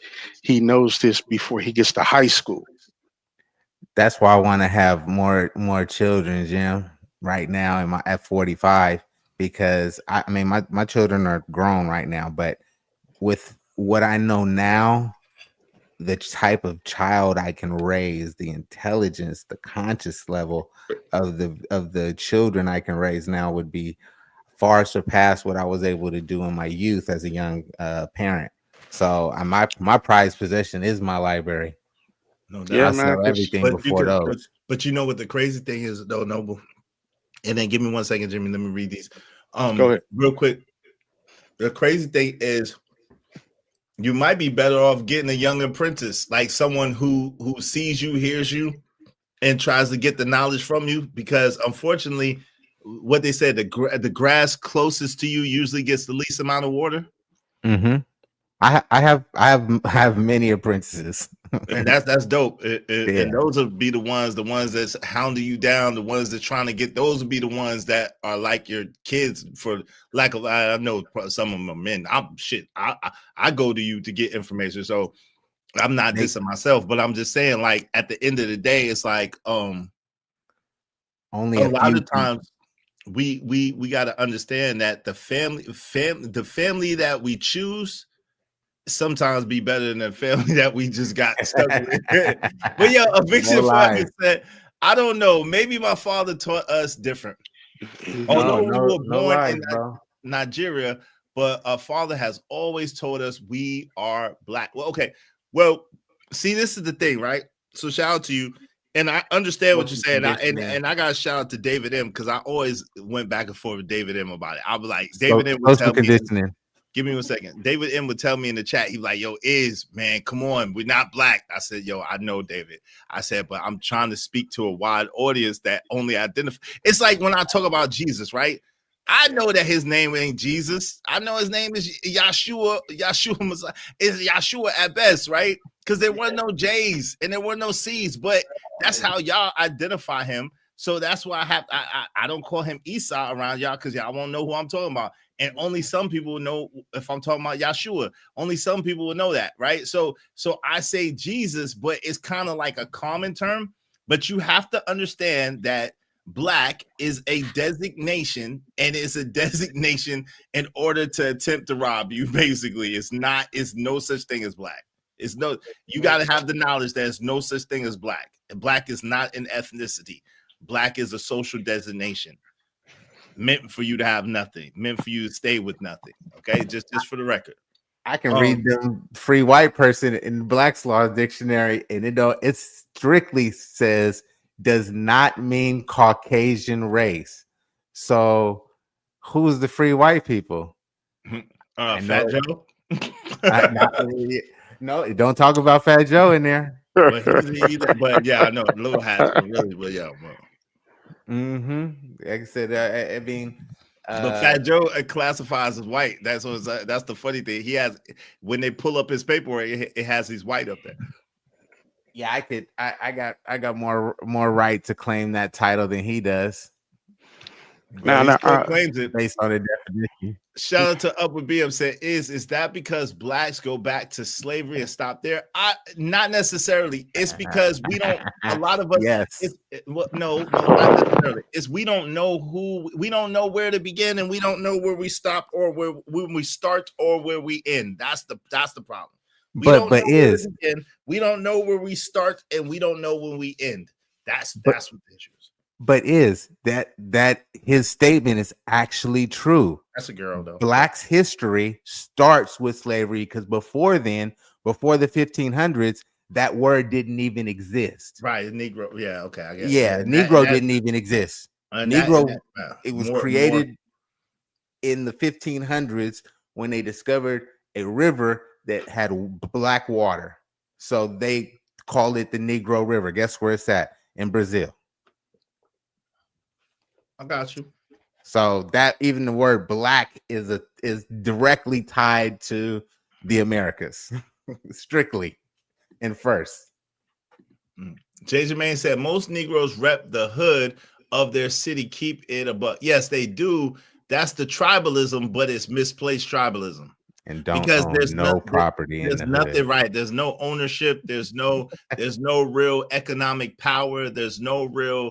All they have is each other, and unfortunately, they use that power to destroy instead of to build. Delusional tenants, right? Basically, rats in a race. Really, rats in a maze. Yeah, that's really what it is. So that's the unfortunate part. Yeah, but you know what I'm saying, because again, you gotta remember we have genetic memory. We don't. A lot of times we can't remember what we know, but we. We can't recall it, right? But we do have genetic memory. So a lot of us gravitate to groups and cliques and tribe, or a sense of tribe, without any of the entitlements, any of the entitlements of tribe, right? Yeah. Speaking of tribe, I was on a panel with Hamp yesterday, and they were talking about dehumanization. Was this topic about how we dehumanize ourselves as melanated men, and women do it to us, and vice versa. And me and Aaron were talking about how he played a clip about a man sharing a moment with his wife.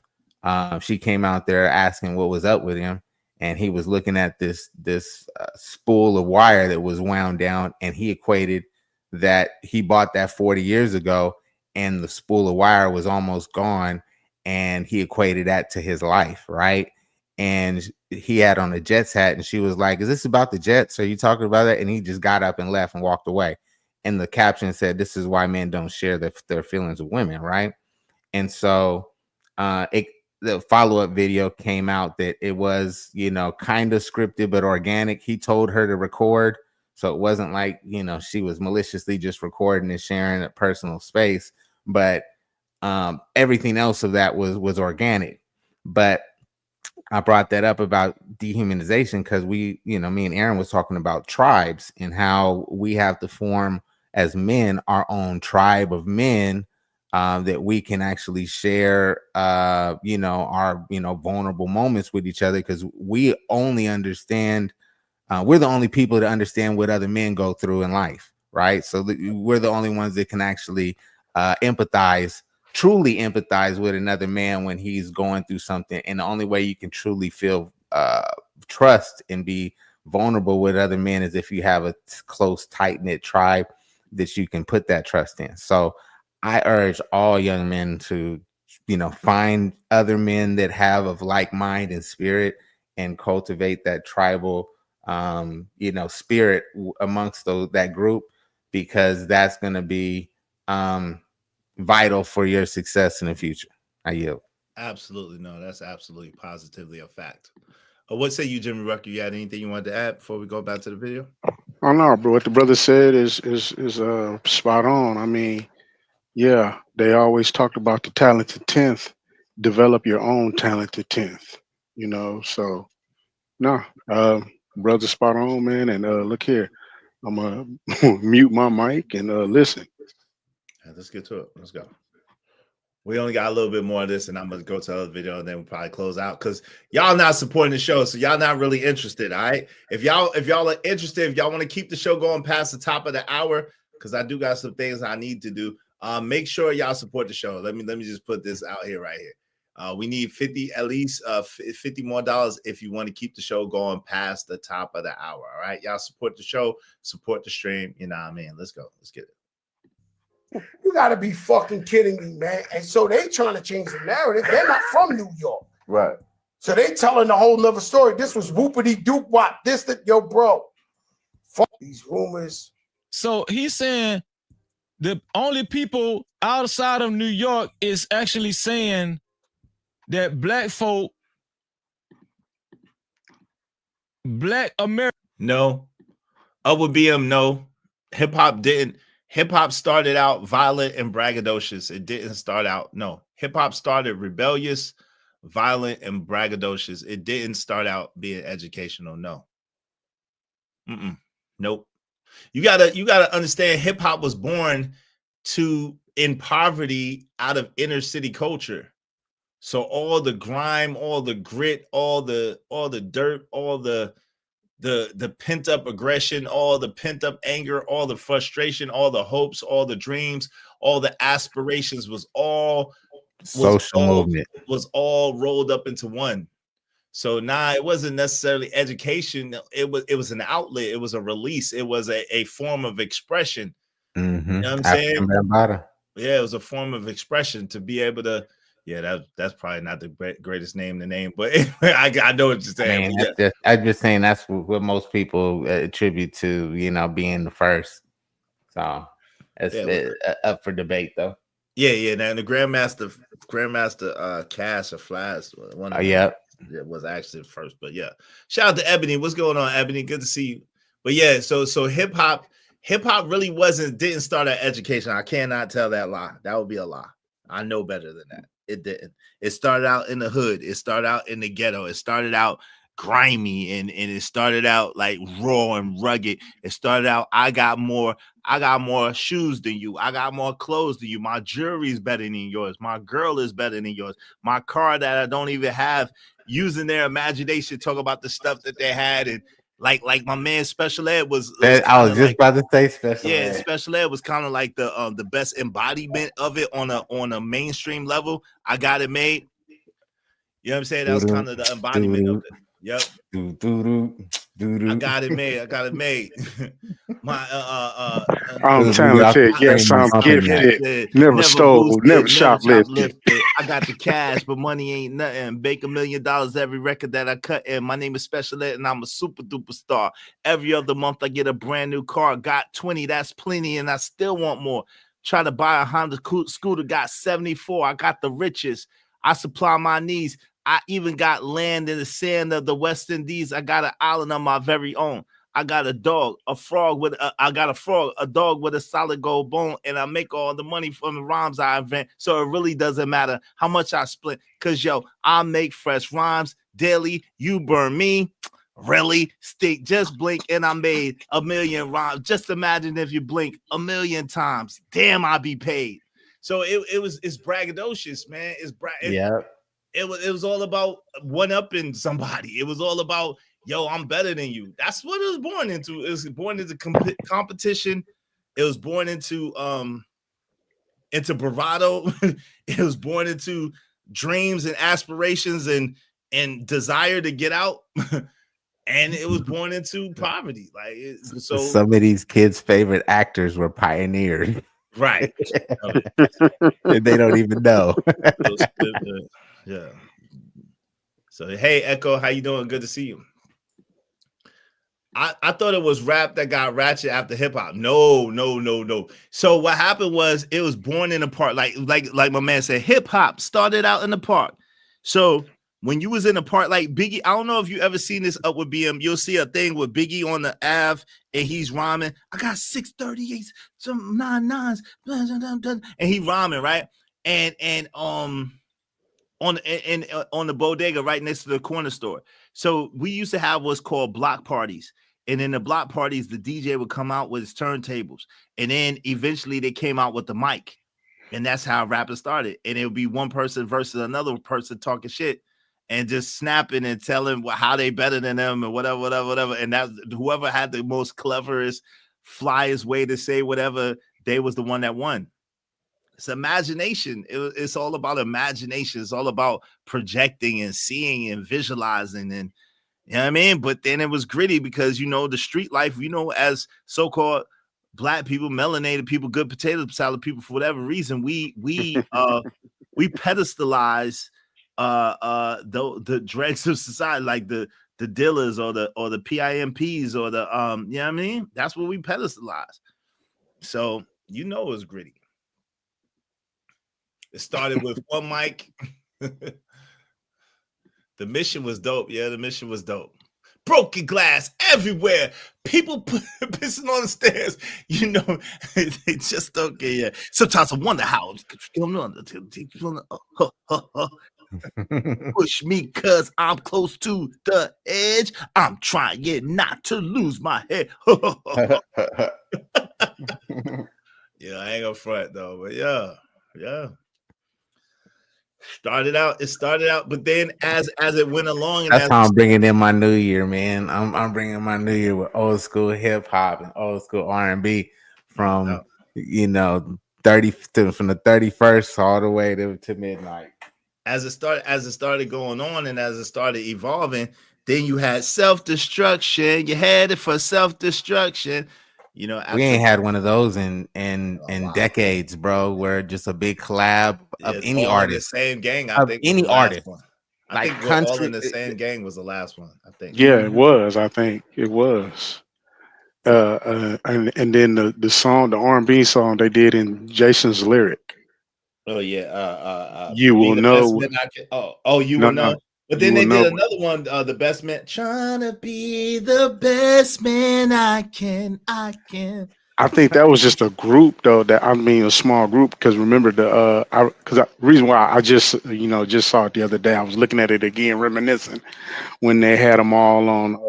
I think it was the American Music Awards, and they had all of them up there. Black Men United, and Gerald Levert, and Usher, and Tevin Campbell, and Tank and Joe, Stokely, and that was back in the day when women used to listen to R&B. I haven't read across a woman listening to R&B in about 5 years. I'm gonna be honest with you, bro. My wife, I don't know. I be hearing some of the stuff she listened to, and I'll be like, okay, it'd be wild. I call it. And so she's not listening to the Meg, the Stallions, and all of that. But then it'll be some people I have never heard of them, and I'm like, man, I'm out of touch. Well, other being said, so is rap just a new word for hip hop? Kind of, because hip hop, when you would talk about hip hop means it includes graffiti, it includes breakdancing, it includes the turntables, and it includes the mic. Elements. So it's different elements of hip hop, right? But rap is just the mic. You know what I'm saying? It's just the MC on the mic. So that's what the difference is. My brother, R.I.P. I'm a spoken word artist. I don't know yet. I think I told you, but my best friend who passed in 21, right? His name was Acronyms, right? And like literally whiz with words, right? hip hop means helping independent people help other people, while rap stands for rebel against parents or ruin all progress. Wow. Yeah, That's deep. just crazy. You know, the world lost a gem. No doubt. Hey, Gem salute of a to you, white Cleveland man. bus driver uppercut. What's going on, brother? How you doing? Nah, I didn't see. I wouldn't have wanted to watch that though. Nah, I didn't see the lady being set on fire by an immigrant. I wouldn't have wanted to watch that anyway, though. To be real with Oh you. man, they talked about that. I saw somebody else talking about that, and I didn't see it. yeah, Nah, crazy. I didn't see that. Yeah, it's so cool. It's cool up with BM. You good. I like you know what I'm saying? When you ask questions, like I love when people ask questions. If they say, listen, I'm not aware, what is this? What is that? That's cool. But when people just be trying to throw a bunch of stuff against the wall, just saying stuff, I don't like that. But I do like when people ask questions or when people have the actual answers and they come with actual facts. Like I like both of those. You know what I'm saying? So it's all good.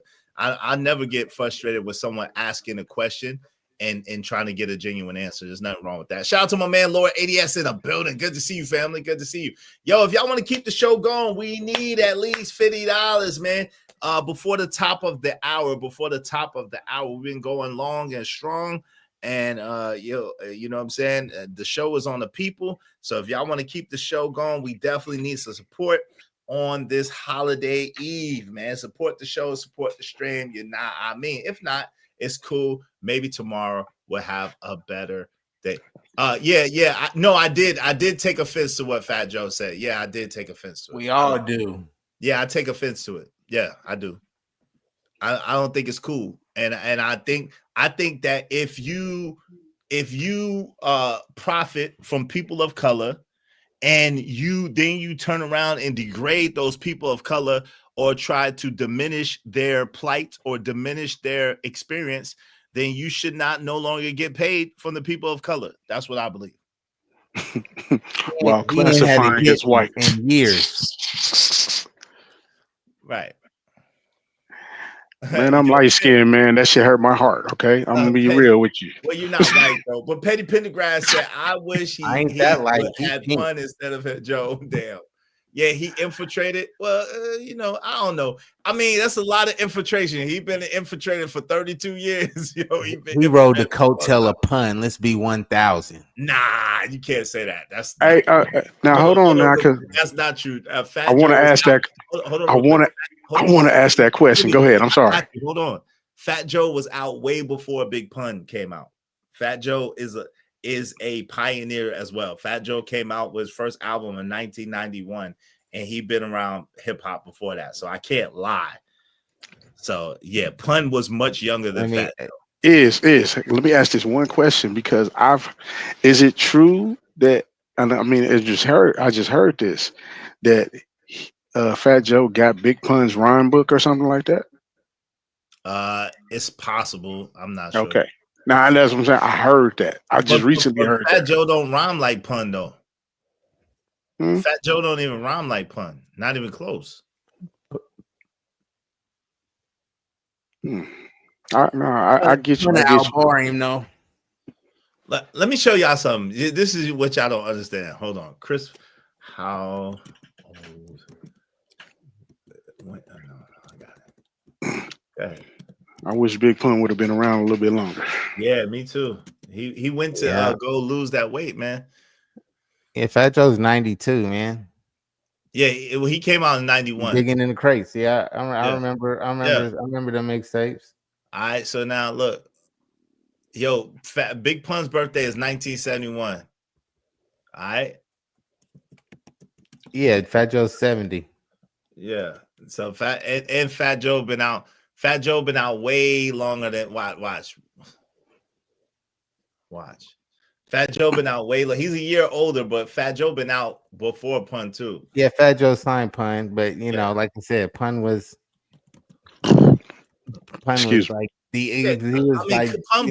the man of the terror. Yeah, Pun was one of Pun didn't come out until this is my biasness Hold on real quick. Yeah. Pun didn't come out until 1998, and he was featured on that Don Cartagena album with Fat Joe. So I Fat remember that Joe being had a pretty good album. Hold on real quick. Fat Joe had already been out 7 years before Big Pun ever came out. Just for the record. Go ahead. What you saying? Look at this is where my bias comes in. Is I'm a wordsmith myself, so Little idiots waving the back. That's where my biasness comes from. So, but no, I'm not disputing the history, but I'd like to look at popularity status after and before Pun blew up. That's what I'm kind of more so referring to. Yeah, I remember enjoying that Don Cartagena album. Mm-hmm. Yes, I remember that. I remember that. I remember that, and I was so yeah. This is hard for me to deal with out of Fat Joe. I'll say that. Mm-hmm. Like he said, yeah, TV Trucker Waller. He said, I remember when White Joe won one night at the Apollo 3 weeks straight. You know it is his rhymes to fit his flow. Okay, Petty, I got you. Go ahead. it is. I think I need to see him go back on Drink Champs when he got a few shots in him so he can loosen up, so I can hear more how he really feel. I still think he held back a little bit in his interview. Yeah. Me too. Yeah. I think he got a lot more to say, and he was trying to walk I hope it you out. don't say it, man. Don't say it. Don't say it. Keep it to you. I don't want to know. No, don't say it, bro. Don't say it. Hey, yeah, that song was John Blaze. It was with Method Man, with you're right. It was John Blaze with Method Man, Big Pun, Fat Joe. Was it Capone and Noriega on that joint too? That joint is crazy. But go ahead. Yeah, I was like, who is that? And I was like, oh, that's Pun. Oh, like okay. I'm about to watch him. And sure enough. Hey, go ahead, Lord ADS. What say you? How you doing, man? Happy holidays. Oh, you too, brother. I'm doing well today, of course. And I saw the subject as I got back home this afternoon, dealing with Slow Joe. Mm-hmm. Yeah, brother. It's to the point where he doesn't realize that we put him up on game. We prop him. We put him in the place he's at, right? As Black people, in which and that's another talk we got to have about being way too welcoming to the wrong people. We've been doing that for years and years and years and years, letting people in who might not, fit the criteria or the agenda of what we're trying to do, right? Don't train your ops up, let them figure it out for themselves, their competition. And we let these guys in, and now they disrespecting us. So ain't like nobody didn't see this coming. This has been going on for years with Joe. This has been almost a decade now, right, Noble? Where he been yelling out that Puerto Ricans created hip hop, something like that. Oh no, probably like 5 years. Last 5 years, I think it's been a conversation. But he didn't say they created hip hop. He gave credit, but he said his brother brought the crates in for Grandma. I can't, and I apologize. It's either Grandmaster Flash or Grandmaster Cass, and I always get it mixed up. But hey, real quick, shout out to Echo. Thank you so much, Echo. I appreciate you. Appreciate you. Y'all be like Echo and support the show, support the stream. You know what I mean? Thanks, man. I'm on my grind to get this money. I can't stop it till I'm filthy. With the people, Zebo like the rock. I drop. I ain't no trapper. I'm a hustler. Echo, we just need 18 more people, at least $5 a piece.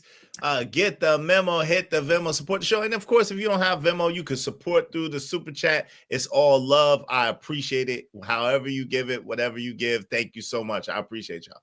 Go ahead, family. My bad. Wasn't he with Zulu Nation for project protection? Yo, you gotta, he was tied in. Fat Joe was tied in the Bronx. He was tied in. You gotta understand, he was tied in his whole career. He was tied in because of his brother, because of his peoples. He was tied in. So yeah, like we can't make it seem like Joey Crack, Fat Joe didn't have no impact into the culture. We can't do that, like, because that would be. I'm not saying that. Right. Penny say he draws his beard with a Sharpie. Now, albeit true, that might be true. Albeit that might be true. I'm just saying that have nothing to do with his music. But go ahead, I'm gonna go back to this real quick, and then we can go for it. That's hilarious. I mean, nobody was really listening to Big Joe Fat Joe like that back in the day until it came down to for my sector. when it came down to the Terror Squad, that's when he took off with Cameron Rim. And Lean Back was slapping. That Don Cartagena album. When Lean Back came out, it was I know, but wait, hold on. everything. I don't know. Maybe it's a New York thing, but that Don Cartagena album when he got with North, oh my God, yo, that joint is so sick. That Don Cartagena album, like the whole album was sick, especially that John Blaze and all that, man. Yeah. I want to say he did a song with Mac 10 on that album as well. Oh, he might have. I don't remember that one though. Because I do remember him, I do remember him doing something with, like, I think it was Mac 10 and kind of. So Hey, listen, I'm not sure. I'm not repping NY bias. I'm just being honest as I see it. I just be honest as I see it. What decade are we in? Well, are you talking about generation? I'm a Gen Xer, Echo. I'm a Gen Xer. So I've been around. I've been knowing of Fat Joe since he first came out. You gotta remember the 90s was heavy hip hop. You know what I'm saying? And I was about to graduate from high school, early 90s, you know what I mean? So I dig it. I drive in Cleveland, but I'm from Jersey. Shout out to that. Oh yeah, Echo, you too? Yeah, no doubt. So it's like yeah, early 90s, and that's what I'm saying. It's like, I don't know. It's hard. He's Skinny Joe now. Y'all are wild, man. Let's get to it. Americans, foundational Black Americans created hip hop alone, but that is not true. You graduated before me. Shout out to you, Echo. That is not true. If I'm not mistaken, I don't think Tariq Nasheed. Listen, people inside of New York are saying that as well. If you look at Tariq Nasheed's documentary, we visibly seen what's the dude name? Flash, DJ Flash, I forgot his name. Grandmaster Caz and Flash, all these old school hip hop heads actually agree with Tariq Nasheed, and they were actually saying this in the documentary that Tariq Nasheed spearheaded. So not only people outside of New York is saying this, people directly on the inside of New York is saying this too. But obviously, Fat Joe is trying to create a divide, and he's lying right now because his feelings is hurt. Yeah, that proof has came out that, Grandmaster Flash, thank you, Dale. That proof has came out that only Black Americans actually started hip hop at its inception. Right? We're not saying that Puerto Ricans or Dominicans or whoever else of another race actually contributed to hip hop early on. We're not saying that, right? If hip hop was started in 1971 and then let's just say 74 or 71 or whenever if it was started in one of those times, and then let's just say Puerto Ricans started they started contributing by graffiti or breakdancing a year later. But it wasn't like that though. That's the only thing. It wasn't like that though. No. You know what I'm saying? It was kind of like a hand in glove type situation, right? So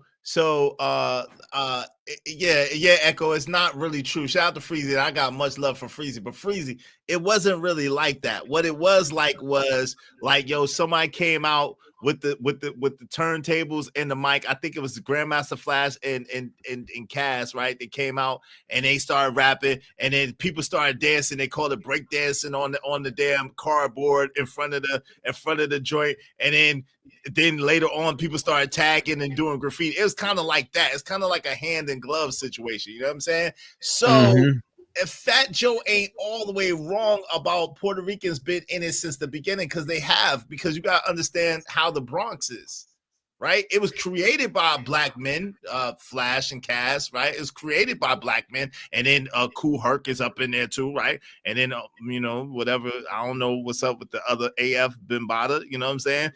He's up in there too somewhere, but it was created by Black people, but there was Puerto Ricans right there. Like, you know what I'm saying? Like, we have Puerto Ricans on our block. This is what it is. And we didn't look at them no different. They didn't look at us no different in my block, and we just kind of coexisted it. You know what I'm saying? So I that part is, he's not lying about that part, right? However, I don't like the fact that he minimized and tried to diminish the black, the so-called black experience. That's the part that I don't like, right? Yeah. Especially I while think we all agree on with that. I think that's the biggest point of contention there. Right. With Joe. Right. But the truth is, yeah, Puerto Ricans were right there. You know what I'm saying? They were. Mm-hmm.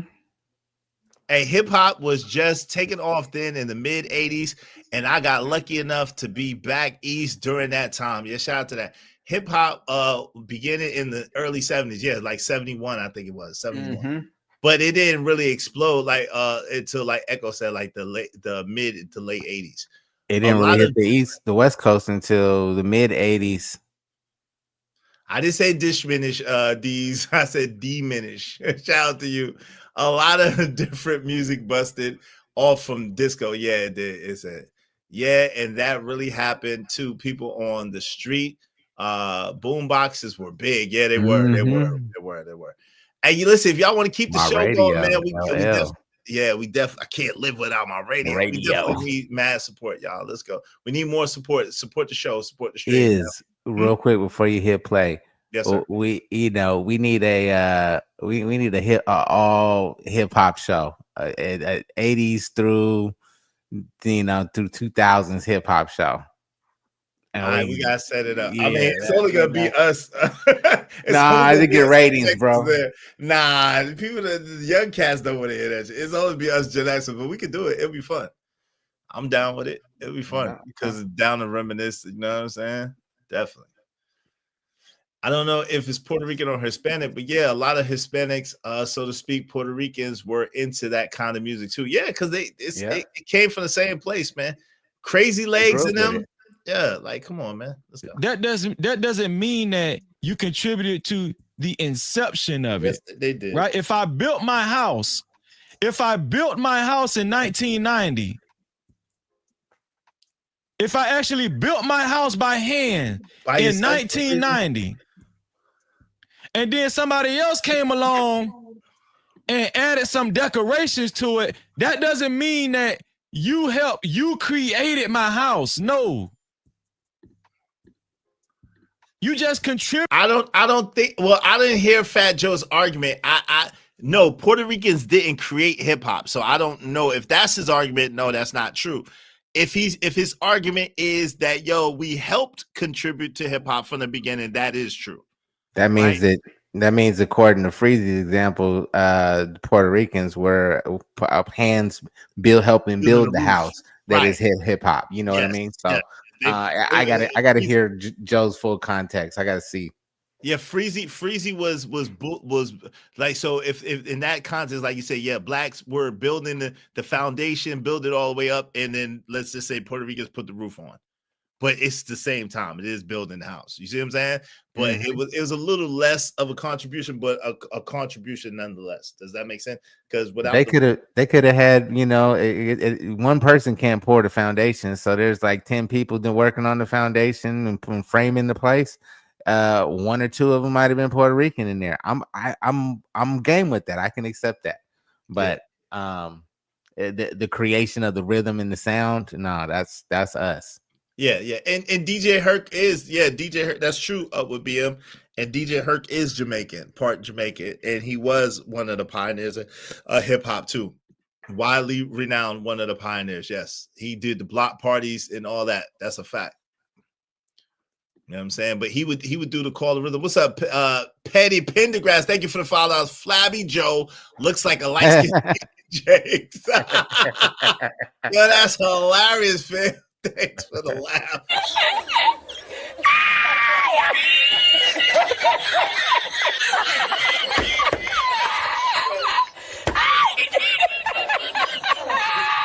I'm on my grind to get this money. I can't stop it till I'm filthy. With the people, Zebo like the rock. I dropped. I ain't no trapper. I'm a hustler.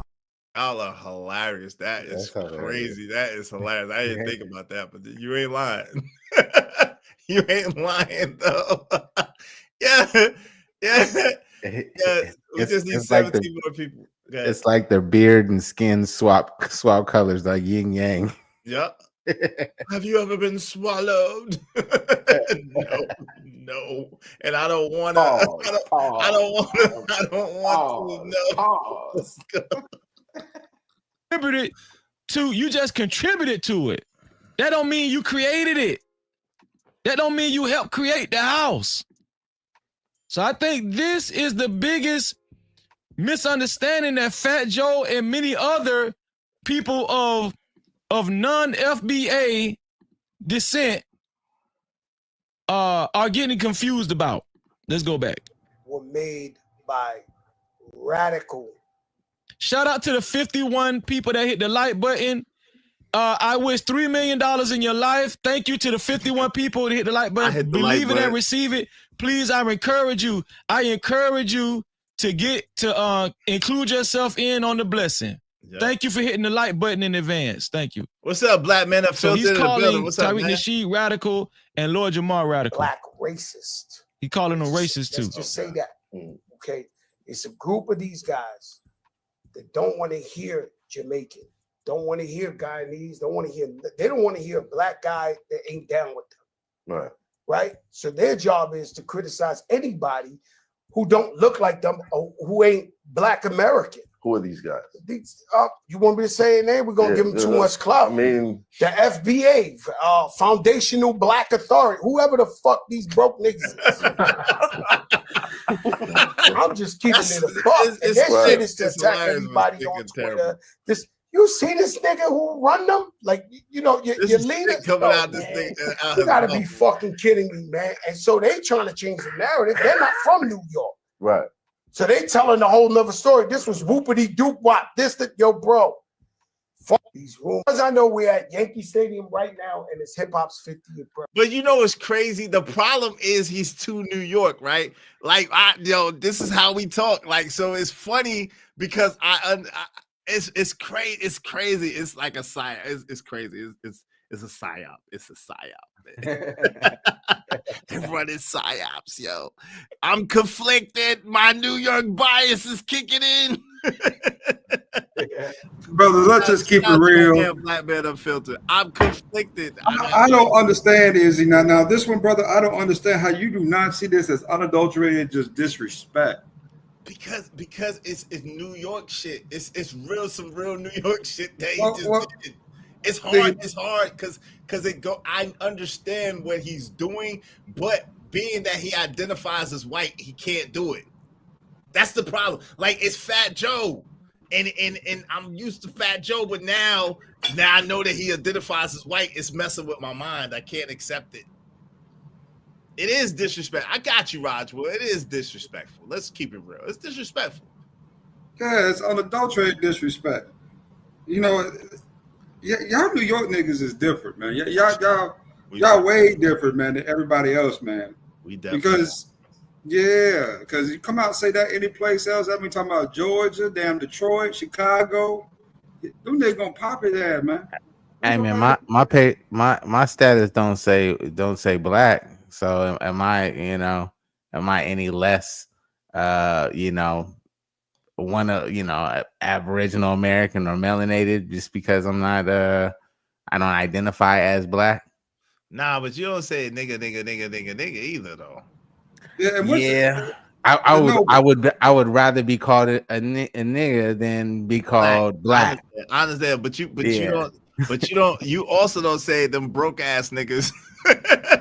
Very true. Very true. So I mean, cool. Man. Like, I know that my people are the wealthiest people on the planet because they own the land we walking on and don't even know it. No doubt. But you know what I'm saying? So go ahead, Lord Adia. What does your driver's license say? Does it say black anywhere on your driver's license? He don't have a driver's license. He don't. Am I lying, Noble? Noble lies. You got a driver's license. No, he doesn't. You know you do. No, he doesn't. I have a passport, and I travel with my passport, brother. He's traveling. He don't drive. He travels. And the local jurisdictions have been informed of who I am and have received my fee schedule, and they know how much it'll cost to interact with me. And I know how to extract the funds. It's different. See, this is different. See, I'm waiting. I'm waiting. I'm looking for an ignorant cock to pull me over. See, that's what I'm saying. No, hey, me. Lord ADS. See, Noble on some other stuff. He on some other stuff, man. It's not sovereign, but you know what I'm saying. Let's just say he understands who he is and he knows how to apply his rights on this land. Let's just put it like that. They got to give us remedy somehow. Yeah, Echo said, "Yo, go ahead. You could break that down for them real quick." Why you were yes, black? That word is specifically tied. Negro is where that word originates from. You know, the slang word nigga comes from Negro, and that is specifically tied to the Aboriginal inhabitants that they found when they arrived here.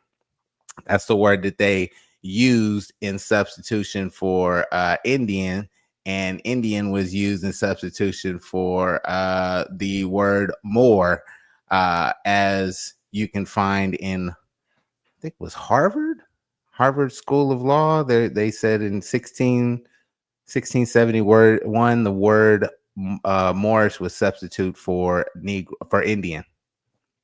And then you go from Indian to Negro, then you go from Negro to black, and you go from black to African American, and then you go from African American to foundational Black American. Or ADOS.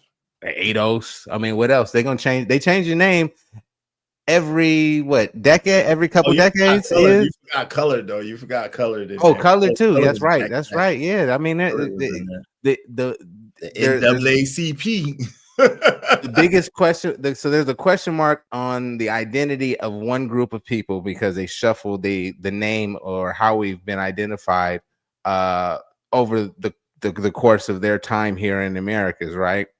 And then there's also a question on who the first people in the Americas were, right? Mm-hmm. Common sense would be like those two people are one and the same. And then you go into the genetics and the archaeology and you prove it through the facts, but you know, they run when they want to debate. Let's get to this. They don't want to debate. Birthday. And the guy who invented it, Grandmaster Flash, my brother carried his crates. My babysitters made up the, let me hear you say, ho, it's two girls, twins, used to babysit me. They y'all. Freezy was tripping on this one. Shout out to Freezy in your throat. Shout out to Freezy. Do you see what people be reaching and stuff, y'all? Freezy. What y'all think? That's a reach? Do y'all think that's a reach?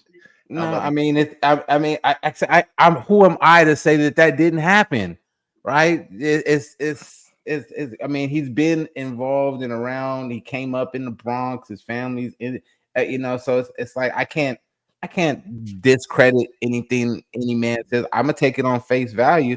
But now if somebody else presents me with information that to the contrary to his statement, well, then I put everything in the question and examine the evidence. But yeah,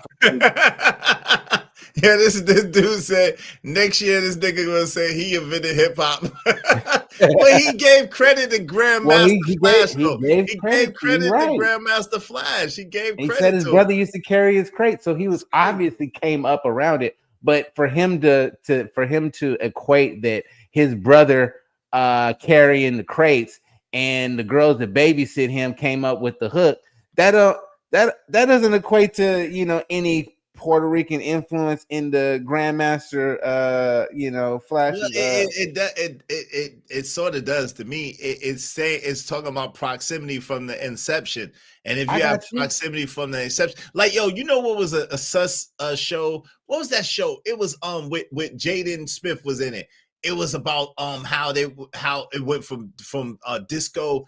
What was the show? What's the name of the show? The Breaks. Was it The Breaks or Underground? It was a show with the Puerto Rican kid that was rapping. It was a show. What was the show? Damn, what's the name of that show? But anyway, it was a show in the 70s, so the 70s in the Bronx. And his shorty was a singer, was a disco singer, Mari Sol or Maria Mari Sol, Marianda, whatever the hell. And she was like a famous disco. She became a famous disco singer, and he was a rapper, and he was a Puerto Rican kid. But what I'm trying to tell you is, no, Puerto Ricans didn't invent hip hop. Grandmaster Flash is black. However, they was right there. Breakdancing was a thing right at the same time. Yeah, I got you. I'm not discrediting that at all. I'm just and when I'm talking about, I'm more so talking about, because I'm a wordsmith, I'm more so focused on one element of hip hop more so than the others, you know. The Get Down. That's it. Thank you, man. The Get Down. Thank you, Marco. On point. It's the name of the series is The Get Down, and that shows how. Yeah, that show, and that came out a long time ago, and it shows how it kind of was. Did he create it? No, but he would. You know what I'm saying? It was a Puerto Rican kid. He was involved in it. Was it? I don't think that was based on an action. It was loosely based on a true story. That makes sense. Okay, I got you. But that's how the Bronx was. The Bronx was Puerto Ricans and blacks, like all in the same, like, you know what I'm saying? Yeah, no, I was there for the first time, only time in 2010, and it was a melting pot of, you know, Puerto Ricans and black people. And that's how it's been. That's how it's been in the Bronx for a long time. I ain't gonna lie to you. It was beautiful. I enjoyed myself, man. No doubt. Hey, thank you, Echo. Echo said there's always more information that we have to cover. Absolutely. And there are jewels found in the Grand Canyon, but that's a different subject altogether, Echo. Because I was, I don't know, I must have teleported there or something, but I was there. I seen some crazy shit, and I don't know how I seen it. I was a little kid, but I seen some crazy shit. Like it's some crazy shit down there. Like some real ill shit. But anyway, what's your last words? Man, I'm gonna shut this down, man. I hope y'all have a happy holidays. I probably will come back to y'all tomorrow so we could chop it up with an even better show. But I gotta get ready to go because we plan on the hip hop show for the end of the year, man. Yeah, maybe that'll be dope. Maybe that'll be dope. Yeah, we'll get together. I'll you know, we'll start sharing joints, and then you know, I don't know. We'll figure it out. For sure. Appreciate you, Noble. What say you, brother Jimmy Rucker? Appreciate you coming through and kicking it with me today. Oh man, no, I appreciate it, and I always appreciate the information I can get from brothers who, you know, have more information than I have. So, you know, I appreciate that, and yeah, Fat Joe or the Puerto Rican TD Jakes or whatever y'all calling him now, you know, is out of pocket. You know what I'm saying? It's just, you know, and we just finding out more so and more so that, yeah, it's a lot more of, he's not alone. That's the thing. Yeah. He is not alone. You know, you're finding out more and more that, yeah, you think like that as well. Oh, okay, cool. That's all right. You can feel that way. You can think like that. It's just good that I know. So I know what I'm looking at. I know what I'm dealing with when I'm looking at you. For sure. What say you, Lord ADS? Yeah, there was a movie Breaking with Puerto Ricans and Raymond. Yeah. It was from the beginning, man. It was from the beginning. It was like hand in glove. I'm not gonna lie to you.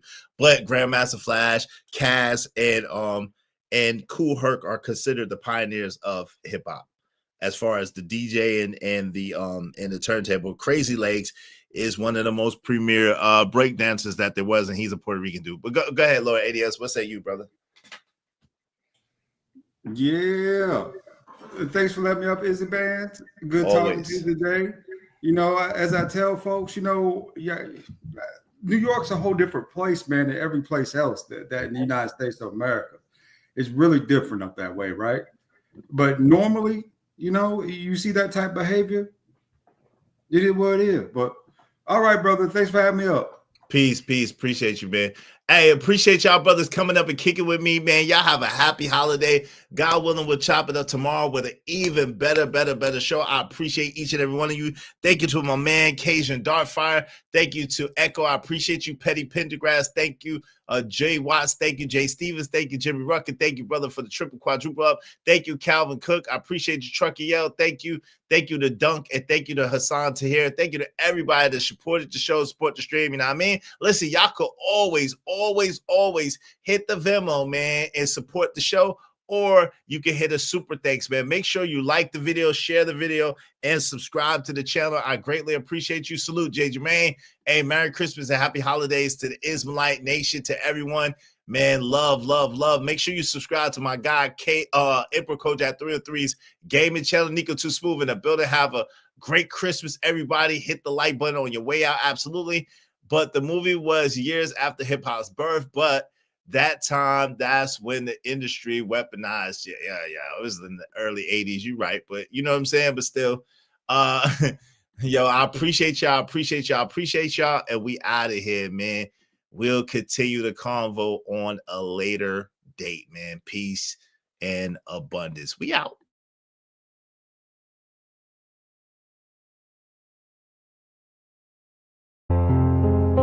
Yo, I'm out, cuz. These conditions are weighing heavy on my mind, man. I need a break from it. Got my bags packed, got my itinerary, I'm gone. I finally had a good dream till shots woke me out of my sleep. In case you're wondering exactly what provoked me to leave, that was the last straw, cause I ain't sleep well for years. Paranoid, heat hell for years. So I gotta move on from this poverty-stricken maze. Rats in the cage, killed for cheese that's strategically placed. Crack holes with dope fiends, keep polluting their veins. And my mind is telling me that I'm a part of the blame. How can I proudly wear a chain with shame attached to it? No, I can't take it off, I'm attached to it like the girl's pain. I'm like, when did I get that foolish? That question crossed my mind as I watched the ass moving for a piece of change. Till it's back to the block, my Glock rattling shook niggas, I crack them apart. I took vengeance till it blackened my heart. Knowing vengeance is yours, Lord, so please take me out of the dark. So baby, I'm gone, you know that I'ma always love my hood. And I'll never be gone for good, but I gotta leave here. It smothers me and I can't breathe here. Just need a little time with some clean air. So baby, I'm gone, you know that I'ma always love my hood. And I'll never be gone for good, but I gotta leave here. It smothers me and I can't breathe here. Just need a little time with some clean air. So baby, I seen kids clip while on a little trip to the store. Who would think a trip for eggs would be a trip to the mall? Crawl on memorials are covering the bricks on the walls. This is common when you're living with conditions of poor. With poor liquor, let it spill on the floor. The more niggas we lost, I'm gone, niggas. You're never gonna see me no more. I love you dearly, but the hood is like a lost effort. Nobody cared before, Dragic got to go measures. So I'm leaving forever to find a life a little more better than yours. I can't stick around to witness how far that we fall. I stood on corner, spring, summer, and fall. Winter position in the semi, of course. Any liqueur in me. I'm on a quest for more millies in my repertoire. Forgive me, but I gotta take off. I'm sick and not going from niggas to gods. Really the hood's in me, but baby, I'm gone. So baby, I'm gone. You know that I'ma always love my hood. And I'll never be gone for good, but I gotta leave here. It smothers me and I can't breathe here. Just need a little time with some clean air. So baby, I'm gone. You know that I'ma always love my hood. And I'll never be gone for good, but I gotta leave here. It smothers me and I can't breathe here. Just need a little time with some clean air. So baby, forget my vent and can't abandon my home. Though I'm impatient with our situation, I won't leave you standing alone. Stand on my shoulders if you need me, I could carry the globe. Overdoses in the hood, fiends slamming they arms. Some of us made it out the hood, good at slamming the ball. Others stand in front of cams and perform for all y'all who chose abandoning laws to make it. I wore the same shoes on the corner slinging the day shift. So I'm back, needed a vacation from the monotony of poverty blocks I hated. So I'm riding for my G's who play the bench on the daily spit flames until the yellow tape layers the fence. When the boys come, we don't run, we wait for them and say it's defense. Till we're finally arraigned and we're pinched, hanged and lynched with razor blades marking down the days on the wall. But if the bell comes, baby, I'm gone. So baby, I'm gone, you know that I'ma always love my hood. And I'll never be gone for good, but I gotta leave here. It smothers me and I can't breathe here. Just need a little time with some clean air. So baby, I'm gone, you know that I'ma